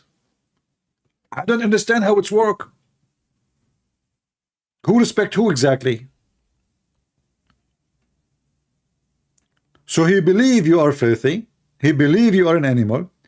He believe that you are a cattle. He believe you should be killed. He believe that you should not go to Mecca because you are filthy.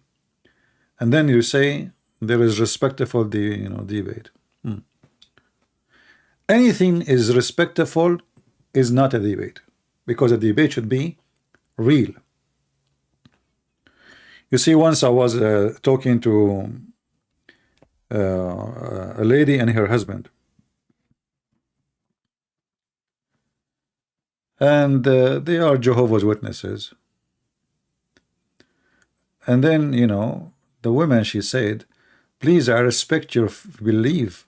I said, I don't respect yours. You should see how they look at me, you know. Why people like to be hypocrite? What do you mean respect me, respect your belief? What the heck is that? Do you respect wrong? Do you respect believe in the devil? Do you respect somebody faith, not the person, who will go and misleading people to hell? What respect? Here we do true, real argument and debate. So if you are a person who is confident about his religion, if you have one, and you are Shia or Muslim Sunni or any Islamic sect, which is too many. You know, the funny is, even the Mohammedan, they come to the Christian and they say, which Christian sect is the correct one? Huh? So I can join Christianity. But according to Muhammad, the most divided religion is Islam.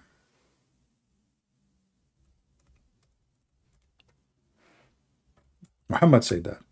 Only one of them will go to heaven. The rest are going to go to hell. And they are the minority. Read it.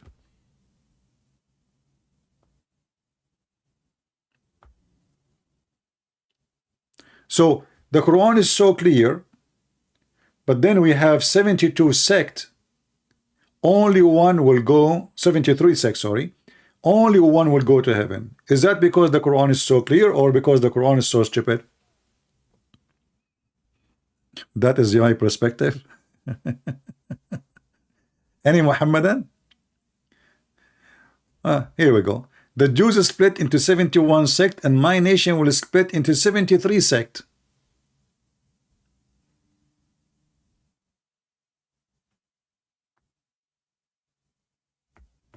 Any Muhammadan?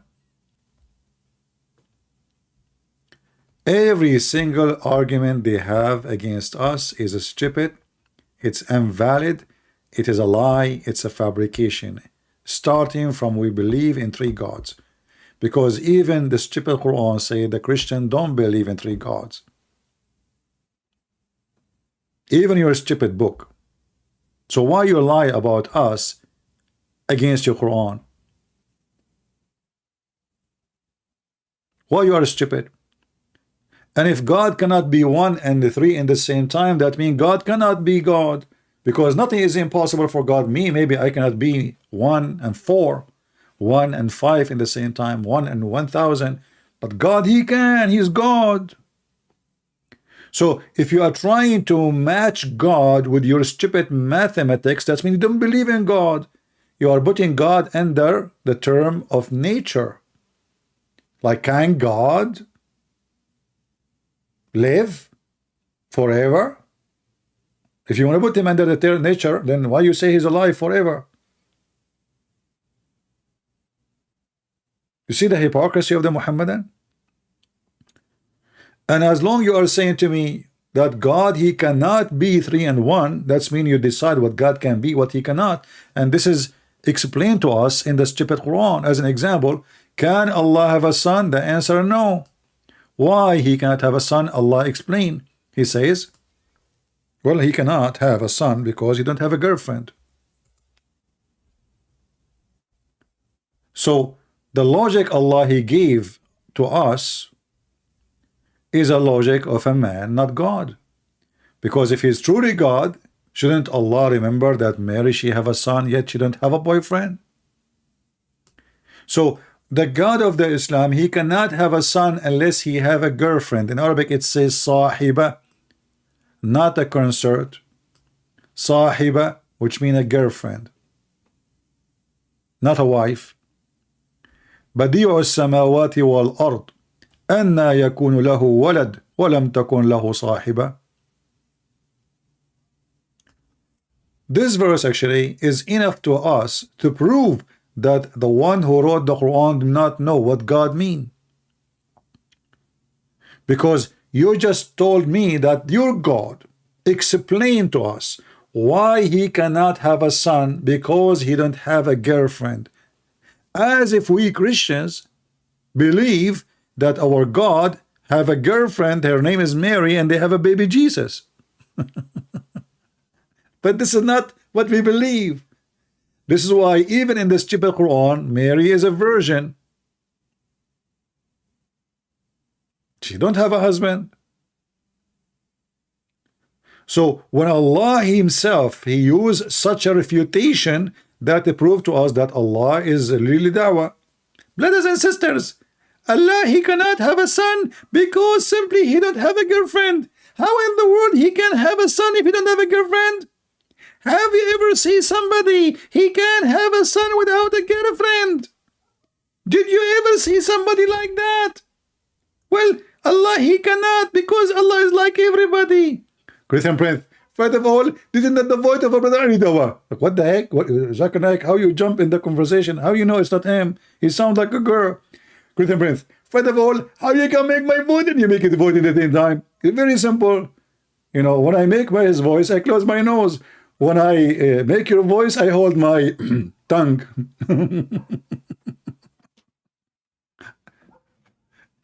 Any Muhammadan? What kind of God He cannot have a son unless He have a girlfriend?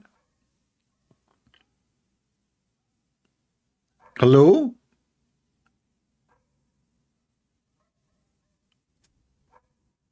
I want to know why Allah cannot have a son unless He have a girlfriend. That means Allah, He cannot have everything without a partner. So Allah is saying He cannot do things unless He have a partner. It's in front of you. He need a partner to accomplish having a child. Did I say that or the Quran says that? Who is the one who used to the word how can he? Is that me?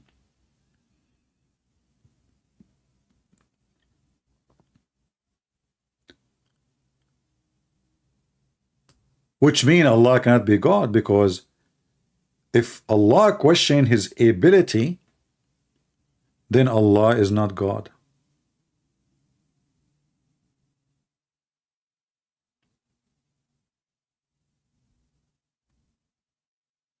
Do we have any Muhammadan?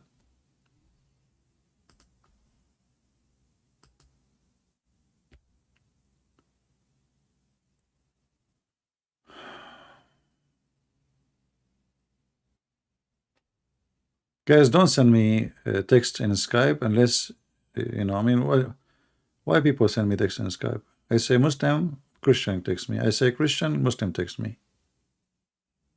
You remind me of Hamas. When they were shooting with the Israeli army, the Israeli were saying, Ahmed, he stand up. They shoot him. Muhammad stand up, they shoot him. So the leader of Hamas, he said, you stupid, don't do that. Next time when they say Ahmed, Muhammad should stand up, not Ahmed. Let us fool them. So why you are texting me in Skype? Did I say Christian can call?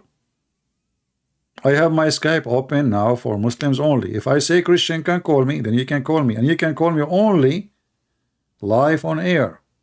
No private conversation, unless you're a Muslim. Do we have any Muhammadan? Mayday, Mayday. Anyone? Okay, forget about anyone. I think to ask for one Muslim is too much. Okay, any half one. I mean, why those? I mean, why our apostate prophet and David Wood? Muslim, they come to them one after one. And nobody is coming to me. This is not fair.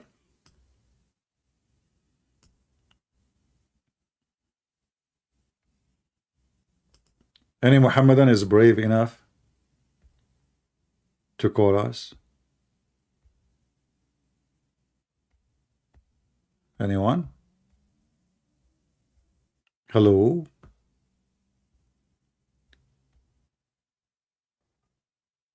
You know, call me once, you will never call me again, because you will leave Islam. Hajj Saab. Okay, Hajj Saab, he is a pure Muslim. You know what, Hajj Saab? I was really worried that you might be a mix. Like half Hindu, 30% Buddha. He is a pure Muslim. What does that mean? You drink camel urine 100% a day? No water? Can you please call me and explain to me what does that mean? I am pure Muslim.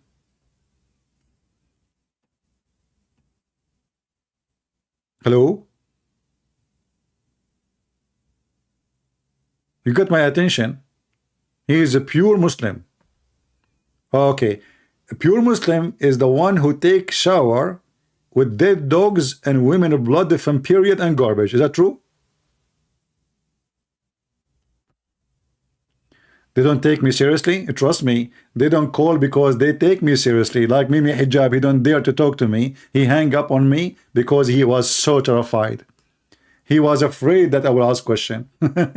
This is what happened. He have 5-6 Muslim next to him, and they put the speaker in the other side of the room so nobody can hear me, and he was terrified, and he did not let me say anything. Did you say that? Hang up on him. Cowards. Potato. This is Muhammad. He is a pure Muslim. He take a shower in a pure way, and he claimed that the water is so pure, nothing make it impure. See, my friend, you remind me your name, Fit. Read it. Man. Water is always pure, and your name, and you are saying you are a pure Muslim. Makes sense. A lot of sense.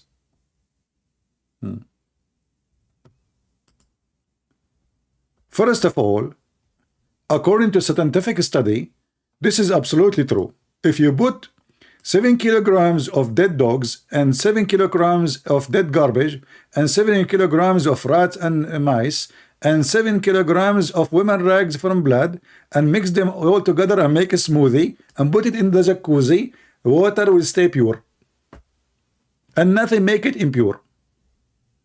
This is all is proven to be scientifically accurate in the laboratory of Islam. I am in a school. I cannot call you right now. My friend, I'm sure that you are in an Islamic school to the point you can join a chat. I mean, no wonder the Islamic schools give certificate to everybody, including Zakir Naik. What the heck? You are in school and you are in my chat now? Man. What they are teaching you, the boring Quran, so you decide to join my chat? Be honest with me. They are teaching you Quran, aren't they? So you decide, I said to yourself, let me go to the chat. I don't want to hear the stupid Quran. Let me go and hear a Christian prince. He's more funny than the Quran. I am in school. Can I talk to you, okay? Otherwise, I will destroy you. Please don't. I am out of a glue.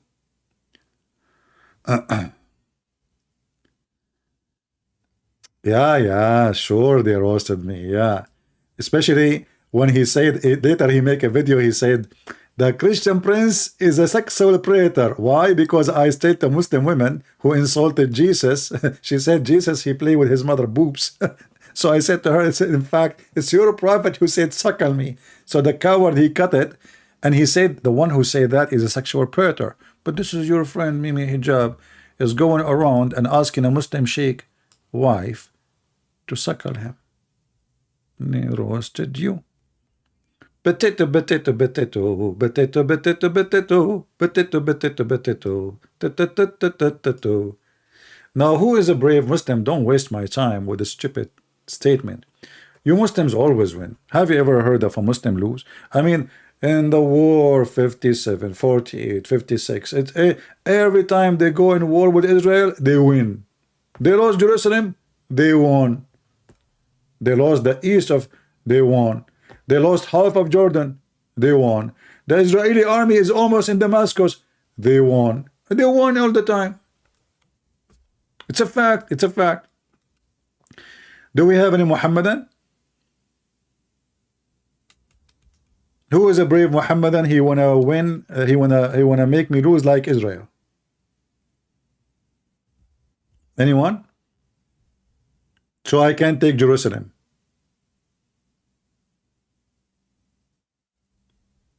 And not only that, by the way, they have a celebration day for it. Have you ever heard? The only one who celebrate their their dark days. I mean, they just lost Jerusalem and they claim they won.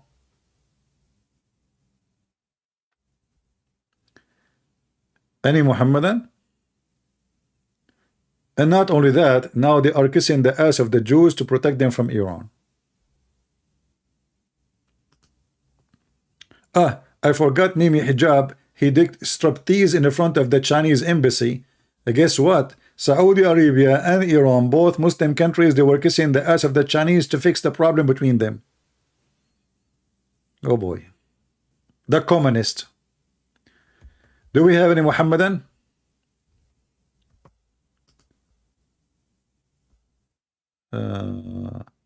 Islam is winning, taking over the world. Ya Batata? Okay, Mr. Batata. I don't know. You just gave me a great example of how Islam is winning. Ya Batata. Isn't it your prophet? He said Islam will shrink and become like so small to the point like a snake going inside its hole. So are you saying to me your prophet is a liar? Actually, your prophet, he predicted that the Italian, they will be the majority of mankind. Ya Batata. Let us go to the hadith. Brother, are you sure that the Italian, they will be the majority of mankind, brother? Yes, brother. Yes, brother. Absolutely. Here we go. Man, okay, where is the hadith? Where is the hadith? Where is the hadith? Man.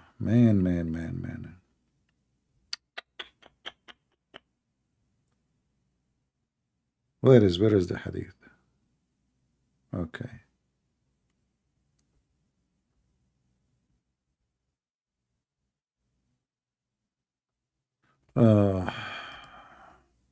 I'll show it to you. How many millions they live in Italy? And if you, in the Muslim, they try to fix it. They say, oh no, the Prophet, he meant that the Christians, he meant by the Roman, he meant the Christians. That means your statement is stupid too. So how Islam is winning and your Prophet, you predict the Christians will be the majority? Let me show you this version of the hadith. Read and laugh. One of the, let us compare between what your prophet prophesying and what you just said in the chat. Not my words, your words, Muhammad words, your words, Muhammad words, your words, Muhammad words. I heard Allah Messenger saying the last hour wouldn't come when the Roman form the majority among the people. What the heck? Prophet of Allah, he said that? Yes, brother. Why you don't call me batata? Let us see what's the batata. Do you see it? The Roman, they would be the majority among the whole world. It's not the Indonesian or Korean or Chinese. No, the Italian. And the proof of that, pizza is the most popular food in the world. Great and breath. First of all, this is true. The most popular food in the world is the pizza. And that's what the Prophet meant. He meant that the majority will become eating pizza. What was Zakir Naik? He says the Roman, what the pizza, man? I mean, pizza is a food. The Roman are people. Great and breath. First of all, the Roman are people who eat pizza. So the Prophet, he don't want you to use the word pizza because it's very hard to read today. So he said the Roman. So the Prophet, he want to say that the majority of mankind, they will be eating pizza. Exactly. Are you there, Batata? Or we get you busted with no mercy? And that's why you don't dare to call like the rest of you. The majority of mankind, I heard that Italy is suffering from fertility, nobody having kids. Stupid idiot prophet. I mean, the prophet, he never said the prophecy is not true. All his prophecies are not true. Muhammad actually, he predicted that the Arab, they will conquer the Constantinia, and the Turkish are the enemy of Islam, and they are the people of Gog and Magog. What happened is the opposite.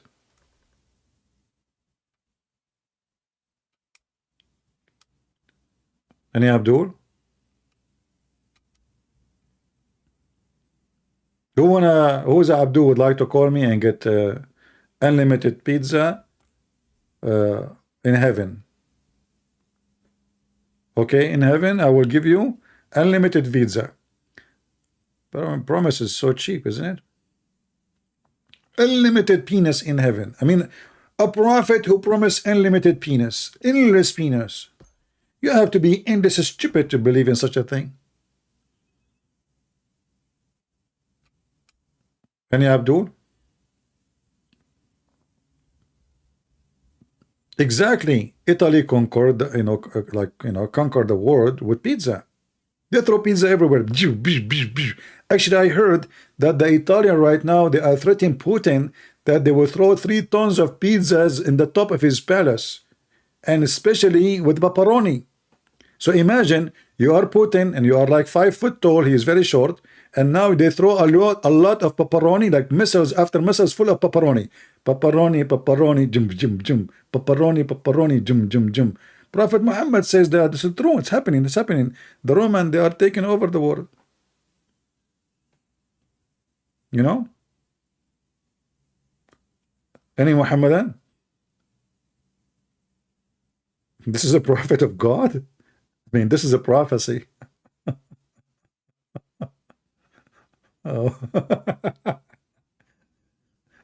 So don't worry, guys. Look like the judgment day will never happen, because the judgment day will happen only when the majority of mankind is the Roman. So obviously, the judgment day will never happen. Look like Muhammad, he never heard of the Mexican. Like if you say the Mexican, I will believe you. If you say Brazilian, I will say maybe. If you, what the heck? The Roman? Are you sure?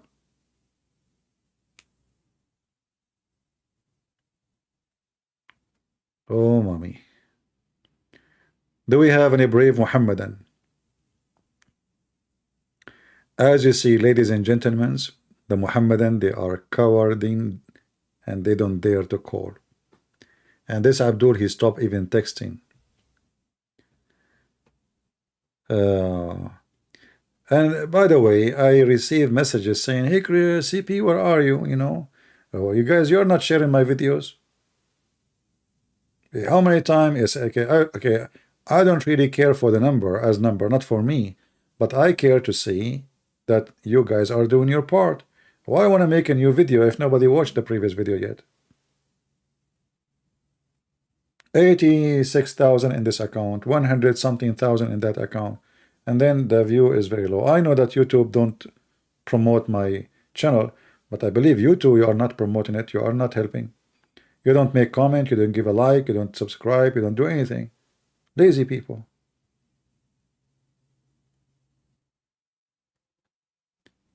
You cannot call me, my friend, unless you are a Muslim. When I say Christian can call, then you can call me. When I say only Muslims, that means only Muslims. Do we have any Muhammadan?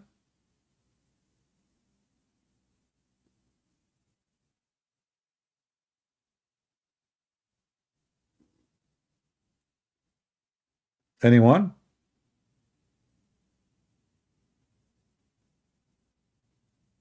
Welcome, our friend from Africa. We have people from around the world, and we hope people from around the world, they will learn and educate themselves. And as you see, you know, it's very easy to destroy such a false man. We have endless fat sources. The whole butcher house is open, and we butcher Muhammad every day. So you know, when I was talking, you know, like teaching about Islam long time ago, I don't have like access to anything in English. I have to translate by myself. I have nothing. You cannot share those hadith in English, even though most of the translation is not accurate now. But at least now we can show you in English in their websites. But long time ago, when I start exposing this garbage cult, I have to translate every single word. Read in Arabic, translate. And then what the Muhammadan, they say he's lying, doesn't say that. And now we have their websites.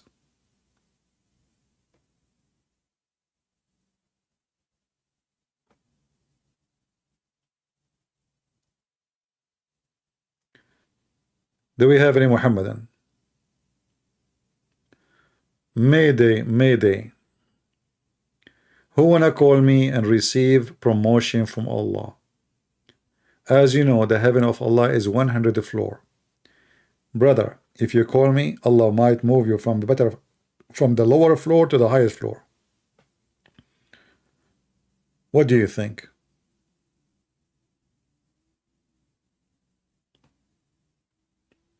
Yeah, actually, once they make a report about Islamophobia, and from all the channels in YouTube, the Iranian TV stations, and I forgot what the other name. Actually, the video is in YouTube. They choose my video, and you will notice in that video that I was recording the screen, not like now. I was recording the screen by video camera. This is how it was hard. I have to. You cannot go live, you know, not like now. Like we go live, we talk to you. No. So I was recording the screen. I'm holding the camera in my hand, and you will see that the screen is not clear. There's lines, you know, the light of the camera, like, you know, from the screen. That's like the camera, like, you know, when the screen flip. So they choose my video to speak about what Islamophobia. I mean, look who talk about the phobia. This religion have a phobia from the hamster. Have you ever heard of a religion have the enemy of Allah is a hamster? Do you go live in TikTok? No, my friend. Well, I don't go to TikTok. TikTok is a stupid for me. It's too much garbage. And I will never install it in my phone. And actually, I encourage all of you not to have such a program. Very garbage. I installed it once. It was disgusting. I saw a kid.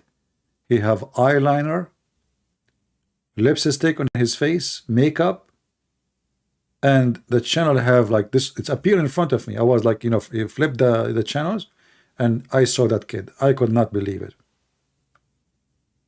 Kid is not even 9 years old. And all those who they are talking, I'm telling you, I'm sure they are adult. Pervert. So I decided to delete it right away.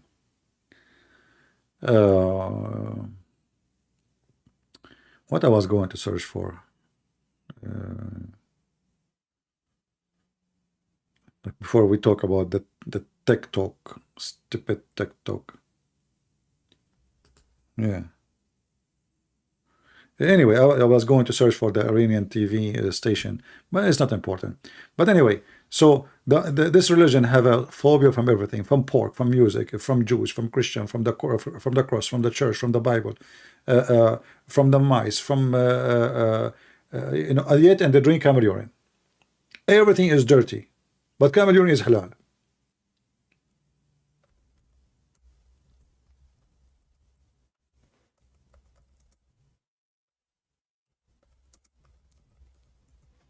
Hamster.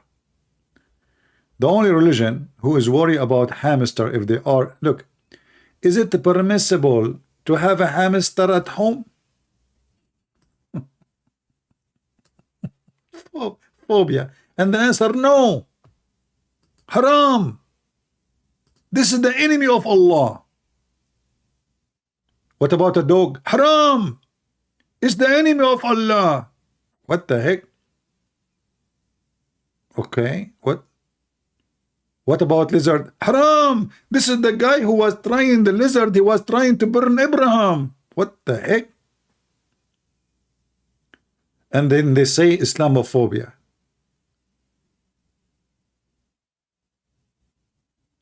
They accuse you of their phobia.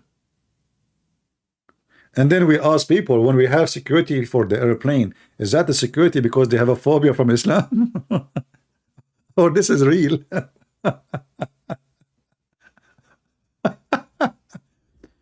Haram, halal, haram. Ruling. Look what they are busy with. I mean, look at the topic, brother. Ruling. You need ruling. The Islamic, you know, all the garbage they have, you know, I mean, the Islamic country is destroyed. People piss in the street, garbage in the street, crimes, one night stand marriage, child marriage, all the garbage, and they are busy, their sheikhs is busy to give you ruling about is hamster is halal. And look, this guy, he is not having good view. 335 view after 10 months ago. 16,000. 1,003.3. Oh, look at this guy. Muslim hamster.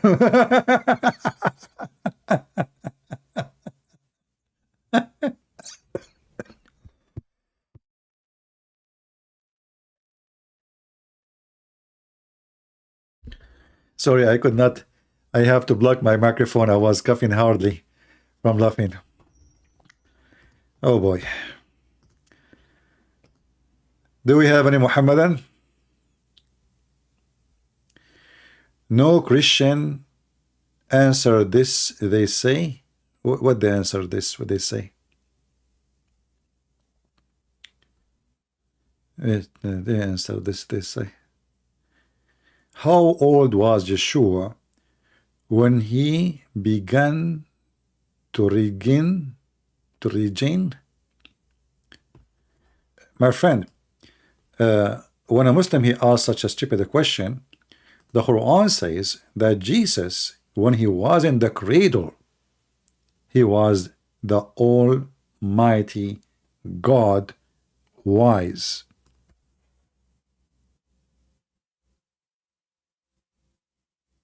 Don't you know the Quran says that the Messiah he spoke in the cradle? So when you answer a Muhammad and he's trying to make fun, you got him busted from the Quran. While Muhammad he have to wait 40 years before he been squeezed by an angel, and even Muhammad at that moment he do not even know what he is or what he want. The Messiah, when he was in the cradle, who is the angel who taught him his wisdom? He's just born. Do you see it? This is additional proof against the Muhammadan that while Muhammad needed 40 years to claim what he claimed, the Messiah in the cradle, according to the Quran, he spoke the word of God. And then we need to ask ourselves, how come the Messiah do not need Jibreel to teach him?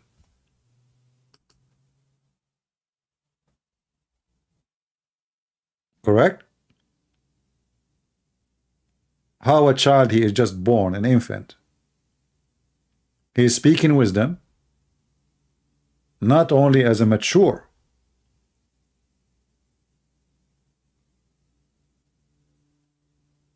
telling the adult rabbi, who is he? How come such a miracle never happened to Muhammad?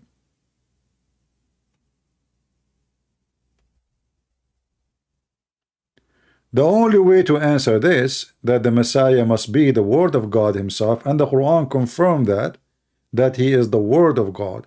So because he is the word of God, he do not need to be taught the word of God, for he is the word, and the word of God is God.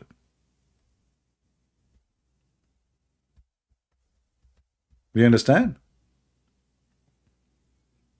He is the word of God. In fact, the stupid Muhammad, he copied the book of John, chapter number 1, verse number 1, and verse number 14, and he put them together. So if you go in the stupid Quran, you will find how Muhammad he merged two verses from the Bible and he put them together in chapter 4, verse 171. So the Messiah is the word of God sent down to Mary. What was the Messiah? The Quran say he was the word, the word. And remember, the Muhammadan, they believe that the word of Allah is never created. So the Messiah never created, and he was in heaven before he came down to earth. And Jesus, he said, I am from above, you are from below. So the Messiah is the word of God sent down to Mary, and this word of God is a messenger at the same time. He's a man. So the word of God become a man, a messenger, and the word of God is accompanied by the Spirit of God. Read it. And the Spirit proceeding from him. From who? From Allah, according to the Quran. So 3 and 1 in the same time, according to the Quran. The Muhammadan, they say 3 and 1 is impossible, but as you see, the Messiah is the man, the word, and the Spirit of God. 3 in 1. Chapter 4, verse 171.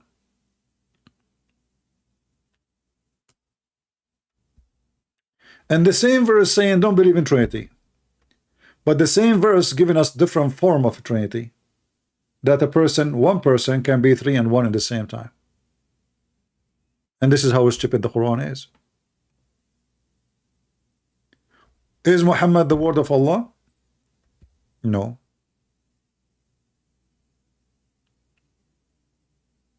This is why only the Messiah is in Islam called Kalimatullah, the word of Allah. Not only Kalimatullah, wa ruhahu, and he is a spirit. He is the word and he is the spirit. Well, how is a man and he is the word and he is spirit? Any Muslim can explain to us? How he is a man and he is the word of Allah and he is the spirit in the same time? And why not the rest? Muslims cannot answer that. Muhammad is a stupid fool. He was trying to copy some of the Christian teaching, making it together so he can come with a new, let us say, phrase of Christianity.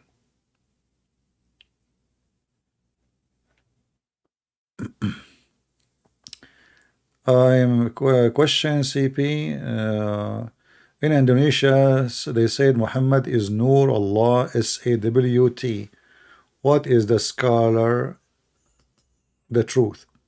Well, the Quran, the Shia actually, they go farther than saying that he is just a light. The Shia, they believe that Muhammad and his family, all of them, they are made of light, and they used to be stars in the forehead of Allah. And how the Muslim Shia and the Sunni, they come to this conclusion that Muhammad is Nur, which means light. The Quran says that Allah is the light, but the Quran says that Muhammad same time is Siraj and Mudiyan.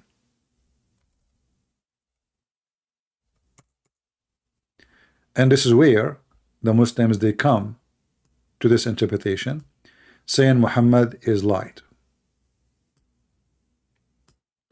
And as one, speaking of Muhammad, he is a prophet, truly we have sent thee as a witness and the bearer of a glad tidings and the warner, and as one who invite to Allah by his leave, and as a lamp spreading light. So the Muhammadan, they take this verse into a different level, and they say, especially the Shia, they say Muhammad and his family, not only him, all are made of light. They have a look of a human, shape of a human, but in reality they are made of light. I hope I answered you. Do we have any Muhammadan? Zero Muhammadan there to call us and to contact us. What we can do. So guys, I'm not going to keep you longer. As you see, this debate is really funny, and I don't find those debate our debate, but I wanted to share with you how we waste our time making such a debate. You see, a debate should not be even have a topic. You call me, a person, he go and he make a presentation and printing and put it in the screen. This is not a debate. People who knows, they do not need such a thing to read. You do not need to prepare for a debate if you are a person of knowledge. So you go and you search in the internet and you make you copy paste articles and then you make a slideshow, and where is the debate? Those are not debates, and those people, they are not learning. And there's no need for 10-minute presentation for a person. Take my advice. If you want to have a real debate, have a normal human conversation. Normal human conversation. Not 10 minutes for you. This is not normal. It's not normal to make time for conversation. Two people are talking. Do you talk, like when you are, let us say you met somebody, and now you 10 minutes for you. Since when we do that? This is stupid. This is have nothing to do with debate.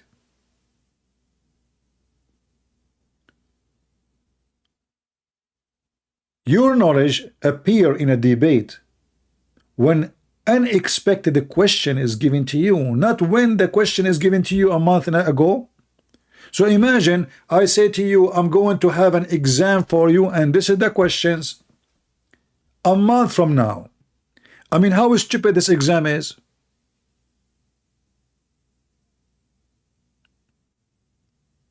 Do you understand my point?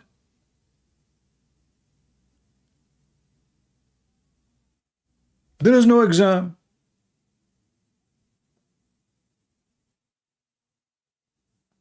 A knowledge of a person will appear in the spot, not by telling him a century ago what the topic is. Okay, the topic is Islam, call us. Prove to us Muhammad is a prophet. That's it. There's no need for this drama. Presentation and 10 minutes for you. Those kind of debate actually is the only one Muslims they can survive, because nobody is cornering anybody. It's like two people, they want to fight, doing boxing match, and then there's always a person between them. Always there is a person between them. So how the boxing will work?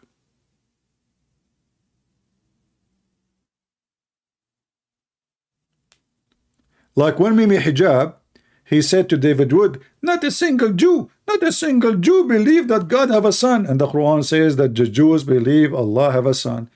David Wood should take this potato and rip him apart in the moment. But because 10 minutes for you, 15 minutes, he forgot what he said. When everything he said, Allah has body part, who said so? Mimi Hijab answered, that's it, solve the problem, who said so? And they laugh. Shouldn't you say right away, no 10 minutes, right away say to him, you stupid idiot son of Muta, your prophet says so, the Quran says so, the Sahih says so, Al-Bukhari says so, every single scumbag scholar in Islam says so. Instead what they do? 10 minutes for you, 10 minutes for me, and they make a mockery of the guy. Learn. Islam is religion of the mockery. If they cannot make mockery of you, they will not even debate you. They will not even get close to you. This is a satanic cult. So if you are not fit for a debate, then don't debate. Hit hard. And never be polite with the devil.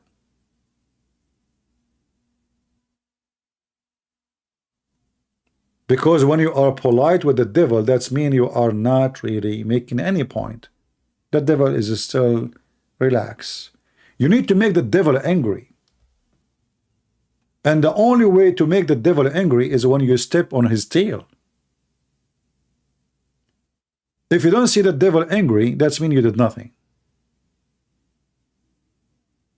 That's mean you said nothing.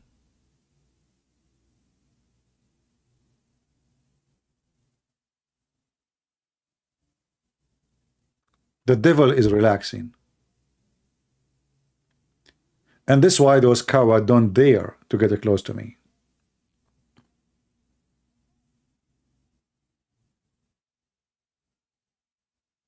In their channel, when I spoke to Mimi Hijab, what I said to him, I said, I was quoting your filthy prophet. I was quoting your filthy prophet. I did not say I was quoting your prophet. I was quoting your filthy prophet. Filthy.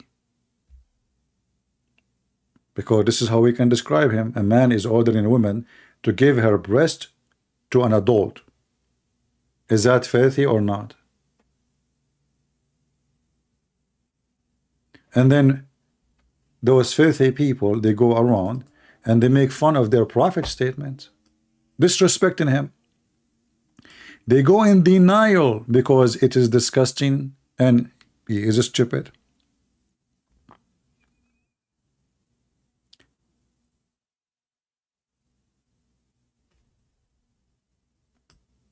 The second you show them what is in their books,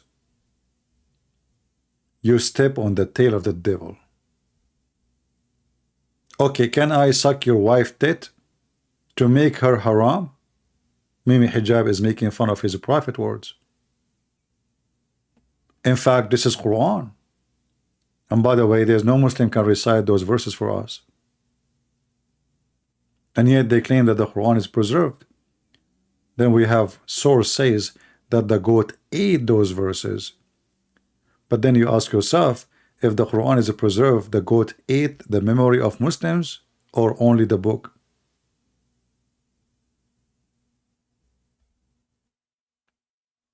What kind of a prophet he order women to give their tits as Mimi Hijab he said?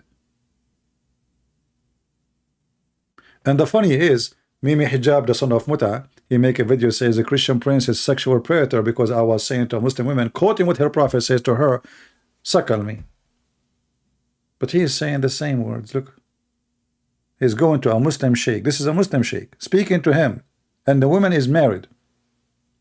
And this is Twitter in front of millions asking the man to let his wife give her tits to him, making fun of his prophet. Why? Because the sheikh, he says, well, this is what the prophet said. So Mimi Hijab said, okay, as long as what the prophet said according to you, let me suck her tits. But yes, this is what the prophet said. The prophet of tits. Prophet Muhammad, wickedness upon him. He's wicked. This is only a statement of a wicked man. A decent man will never give such an order. And the funny is, the Muslim, they say to you that this is like adoption. But if you ask them, if a woman, she gave her breast to adult, is he forbidden from her? They will say no. So what the point then? What the point?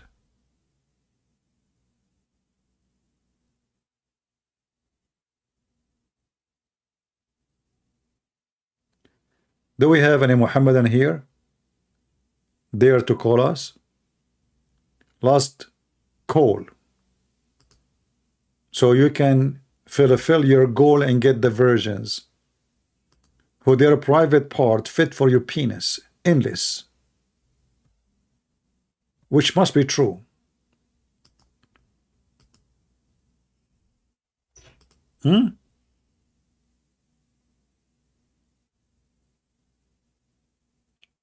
All right, so guys, I will be back as soon you guys make a good number viewing this video.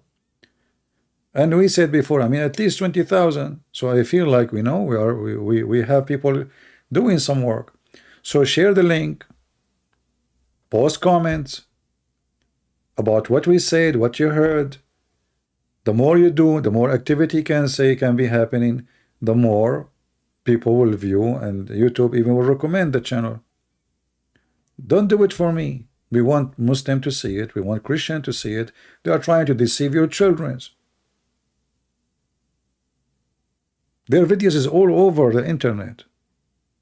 And those who expose Islam, they are very few, and YouTube try always to suppress those people.